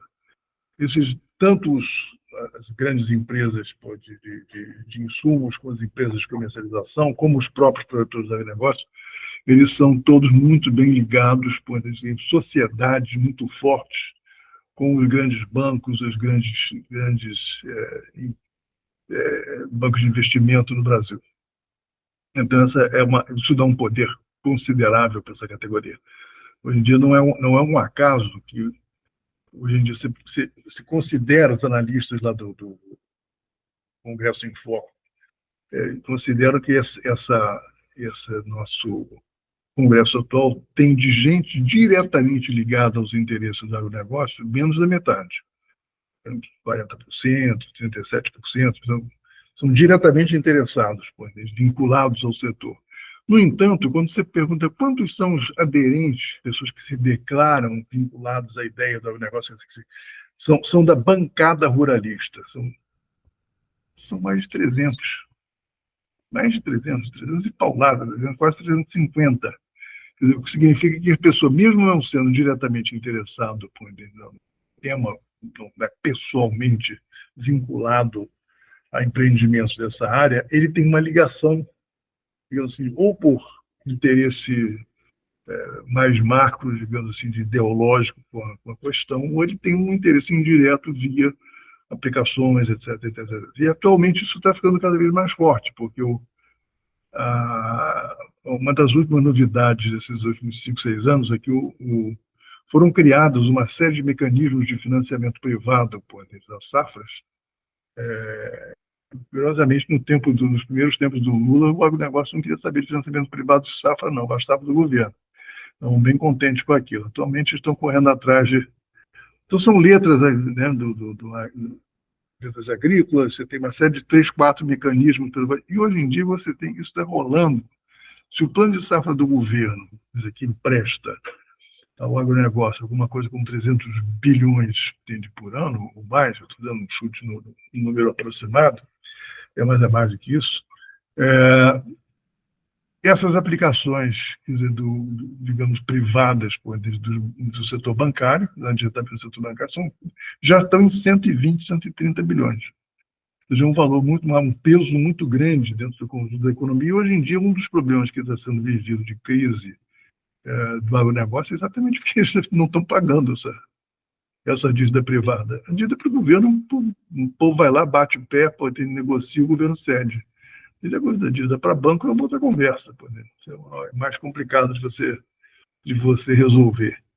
Então, essa é uma das coisas. É uma enorme concentração de poder econômico e político por uma camada muito pequena, mas que tem poder de irradiação grande. Agora, como é que se combate essa coisa? Em primeiro lugar, precisa ter 2 elementos em qualquer combate. Você precisa ter clareza de quem é o seu inimigo e por que ele é seu inimigo. Quais são os fatores que que implica a existência desse personagem, o que implica para o mundo, para todos nós. Sobretudo, a gente tem que ter muito claro qual é o impacto de toda essa parafernália que eles falam e fazem na vida real das pessoas. O que significa comer o que o agronegócio produz? E por isso que eu digo que nós não podemos vender teoria para consumo de massa. A gente tem que vender coisas muito concretas, quer dizer, entregar informação muito concreta, muito básica. E uma delas é essa questão seguinte: eu digo que é o calcanhar de Aquiles, porque é muito difícil você, digamos assim, para qualquer consumidor, quando você informa para eles, você está se envenenando com esse consumo, com isso, com aquilo outro, e cita os exemplos cada vez mais numerosos e graves de contaminação, de morte, de doença, etc, etc. As pessoas se consomem, se impactam com isso. É mais fácil você ganhá-los com isso do que ganhar com um discurso sobre aquecimento global, que é uma coisa mais remota, digamos assim. Então, a estratégia de você bater na questão do agronegócio como um elemento central de todas as campanhas é algo que a gente trouxe. Na verdade, houve um momento que, por razões, inclusive, de disputa imediata, a estratégia era bater nos cultivos transgênicos, mas uma coisa transgênica é muito ligada na questão dos agrotóxicos. É uma extensão do mesmo problema. Então, com o tempo, acaba sendo assim, é mais fácil você apresentar a questão dos agrotóxicos como um risco essencial para o consumidor e para o produtor do que você apresentar o transgênico, que exige uma explicação bastante mais complexa. Então, acho que essa escolha de campanha foi uma escolha feliz, porque ela está deixando os caras numa defensiva do cacete. 3x2, eles encontram muita dificuldade para justificar, quer dizer, as suas posições e as suas defesas. E é claro, quer dizer, se você quiser começar a afetar mais ainda esse pessoal, a denúncia dos subsídios públicos. Então, nós estamos num período que o governo está fazendo um esforço monstro aí, debaixo de pressão da Faria Lima, está fazendo um imenso esforço de contenção de gastos, de redução aí do déficit, etc. Então, espera lá. Qual é a parcela que o agronegócio vai dar de contribuição para esse processo, com esses bilhões que eles têm de benefício direto? E sem contar uma coisa que eu tinha esquecido de tocar, vou deixar só com um breve lembrete: a dívida dos principais devedores do agronegócio, entre empresas e indivíduos, grandes proprietários, está na casa de 1 trilhão, a dívida acumulada. 1 trilhão. Dívida que não é paga, quer dizer, que ela já foi refinanciada, parcialmente anistiada. Entendi? Eu fiz uma vez um estudo, acho que para o próprio PSOL, eu escrevi um artigo para a revista do PSOL sobre a questão dos subsídios e dos financiamentos do agronegócio. É o seguinte: nos últimos 50 anos, você tem mais ou menos, em média, 2 medidas econômicas por ano que beneficiam o agronegócio por ano em 50 anos. Eu fui lá nos arquivos, fui vendo ano a ano, algumas coisas menores, pontuais, mas você teve 4 anistias gerais, ninguém paga mais nada. Você teve 3, 4, 5 renegociações, assim, você não paga mais juro, reduz o principal pela metade, a gente vai pagando em 20 anos, e o cara também não paga. E daqui a, sei lá, 10 anos, 15 anos que não pagou porra nenhuma, ele vai lá, renegocia e começa tudo de novo. Só que essa brincadeira, cada vez o erário vai perdendo, o sujeito vai deixando de pagar. Não paga nada. Então, essa é uma questão onde o governo tinha, se há um lugar que o governo tem capacidade de pressão, é em cima da dívida. É em cima é mais complicado para o agronegócio e para o Congresso dizer assim: vamos votar a anistia das dívidas de todo mundo, porque isso aí é um baita de um pepino dentro do sistema capitalista. Para começar a perdoar a dívida de todo mundo. Só lembrar uma história assim, bem antiga, mas interessante, que nos tempos da Roma Antiga, quando Cícero era orador, o grande orador, tinha um grande orador que era um cara que era um populista, chamado populista na época, que era o Catilina. E o Catilina defendia com unhas e dentes a anulação da dívida do povo. sobretudo os produtores rurais. Ele acabou sendo morto, com todos os discursos do Cícero, não sei o que. Então, na verdade, era para proteger os grandes proprietários. Então, essa história de defender a extinção de dívida é uma coisa muito antiga na história, né? Então, não tenha dúvida, se chegar no caso do subsídio, eles vão votar, vão discutir, vão votar aqui, né, que vai subsidiar isso, vai subsidiar aquilo, já fizeram várias vezes esse tipo de coisa. Mas você anistiar 1 trilhão de dívida é um jogo bem mais complicado, entende que isso aí não é exatamente a Faria Lima que vai bater palma para essa coisa. Então é um ponto fraco do lado deles. Eu acho que a gente ia aproveitar tudo isso. Finalmente, eu diria o seguinte: as formas de luta mais importantes que eu vejo hoje, claro que é importantíssimo a gente, em uma cidade grande como o Rio de Janeiro, você fazer campanha com consumidores, com produtores, etc., sobre as questões dos riscos colocados, diferentes tipos de riscos colocados no sistema agroalimentar. Mas eu diria que o grande enfrentamento tem que ser feito nos territórios mesmo, nos territórios onde a produção é feita. Onde é lá que se trava um combate pesado sobre a aplicação de agrotóxicos, sobre a expropriação da água, sobre, enfim, diferentes outras formas de expropriação do próprio solo e dos agricultores familiares. Acho que é uma briga territorial local que vai ser já é uma coisa muito importante. Eu acho que ela tem um fator fundamental, porque a capacidade de reação do meio urbano pode ser significativa do ponto de vista de, por exemplo, orientar as compras, comprar mais produto orgânico, ou comprar menos produto, ou deixar de comprar algum produto denunciado por usar muito agrotóxico, mas eu acho que vai ser na paulada, na base lá, que essas coisas vão se definir mais. A da água, claramente.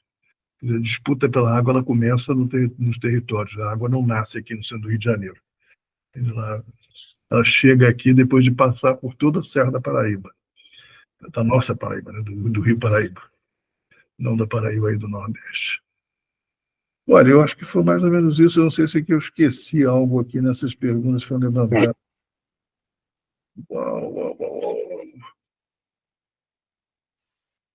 Ué. Assim, tem uma coisa que eu queria comentar em breve, que é o seguinte.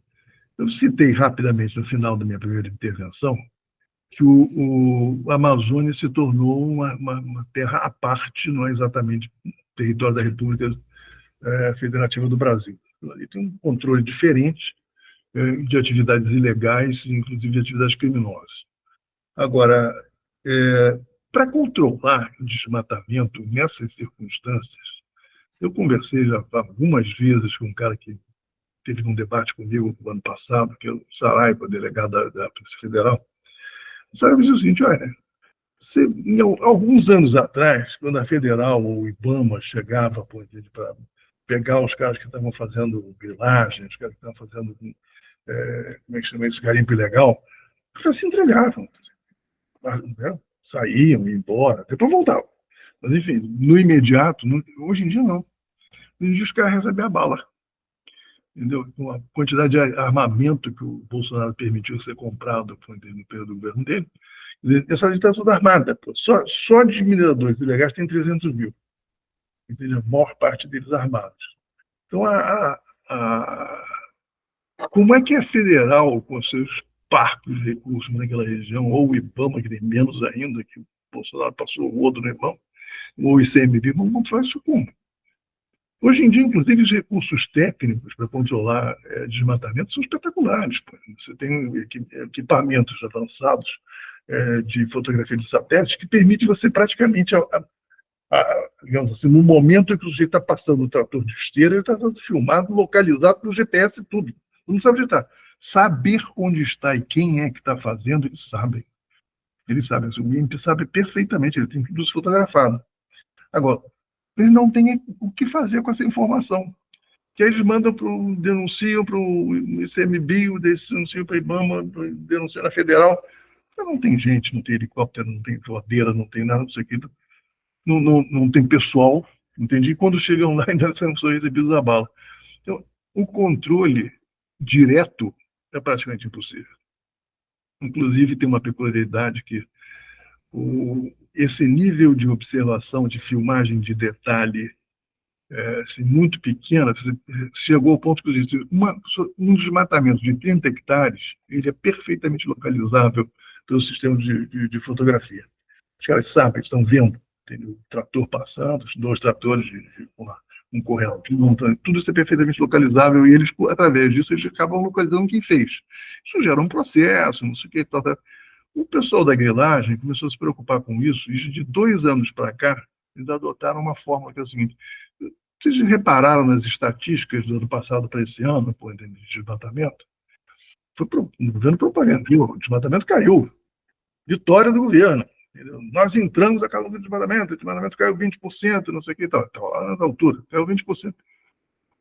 E as queimadas triplicaram de área. Tem muito mais área queimada nesse ano que em qualquer outro ano que se passou.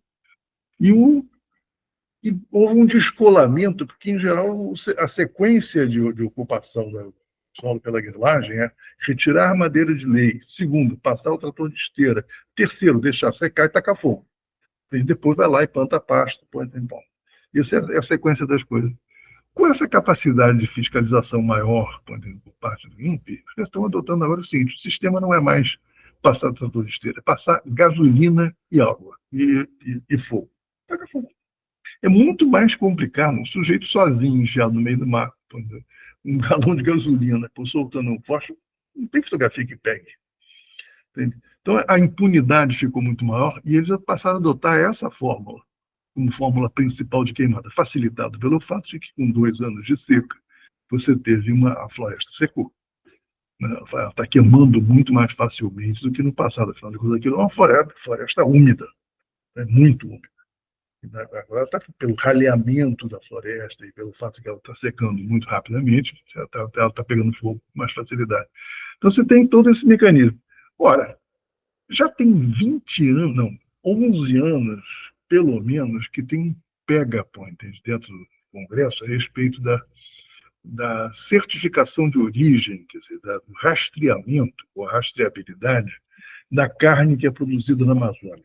Para você permitir, você ter garantias frente aos compradores, sobretudo europeus, de que eles não estão comprando carne de área desmatada.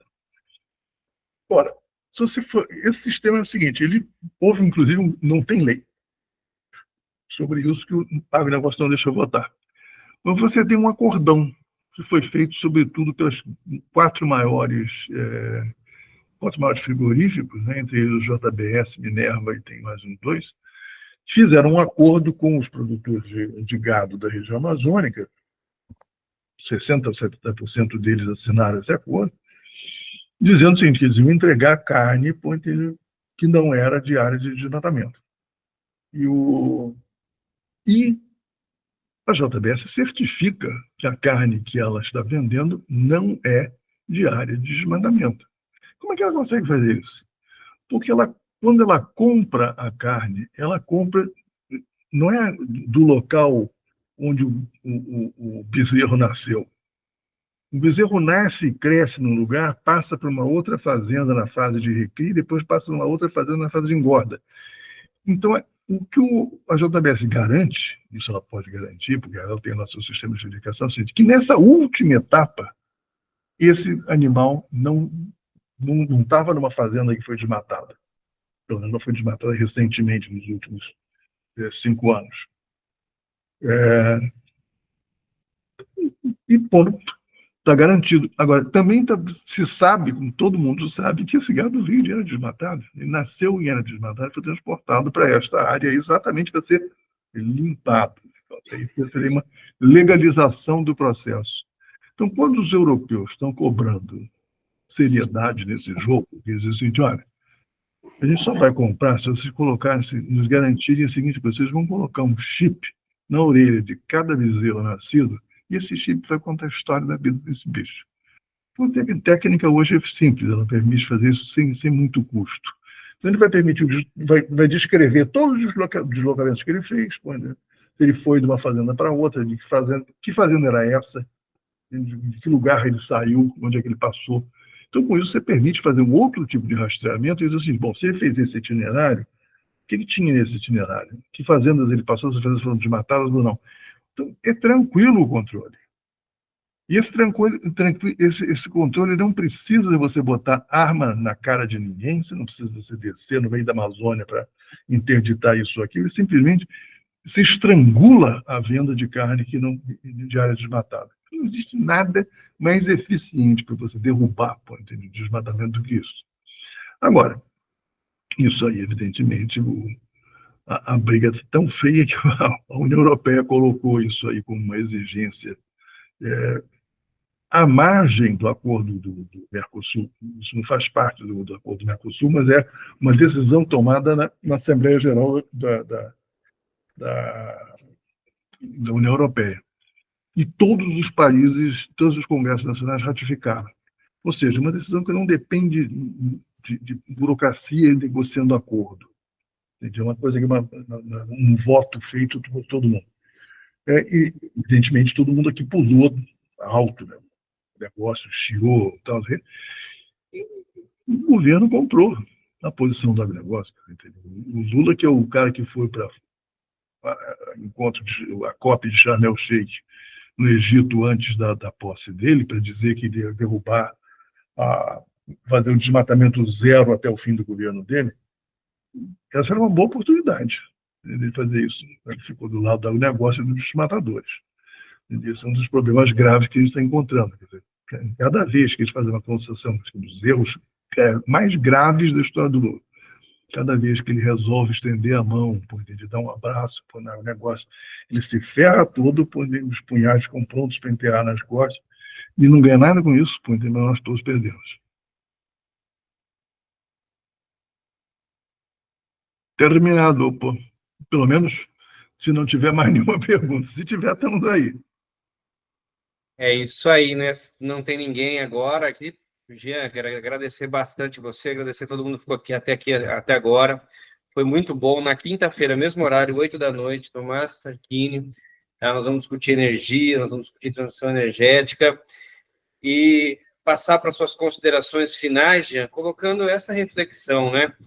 O agronegócio, a bancada do agronegócio está envolvida até o pescoço com os golpistas, né? Os caminhoneiros também estão sempre juntos ali, né? E a quantidade de benefícios que é dada, né, é uma coisa assim gigantesca.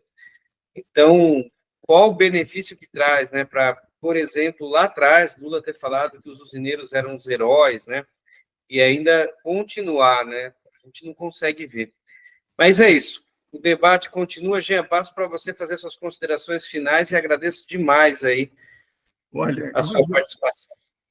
Eu que agradeço, acho que eu antecipei um pouquinho o negócio da consideração finais, mais ou menos chutei o que eu ia chutar.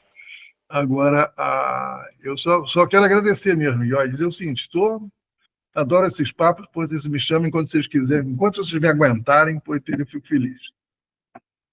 Valeu, boa noite para todos e todas. Valeu, Jean. E amanhã eu coloco o artigo novo do Jean Marques que sai na geração 68. Um abração, pessoal. Valeu, boa noite. Abraço.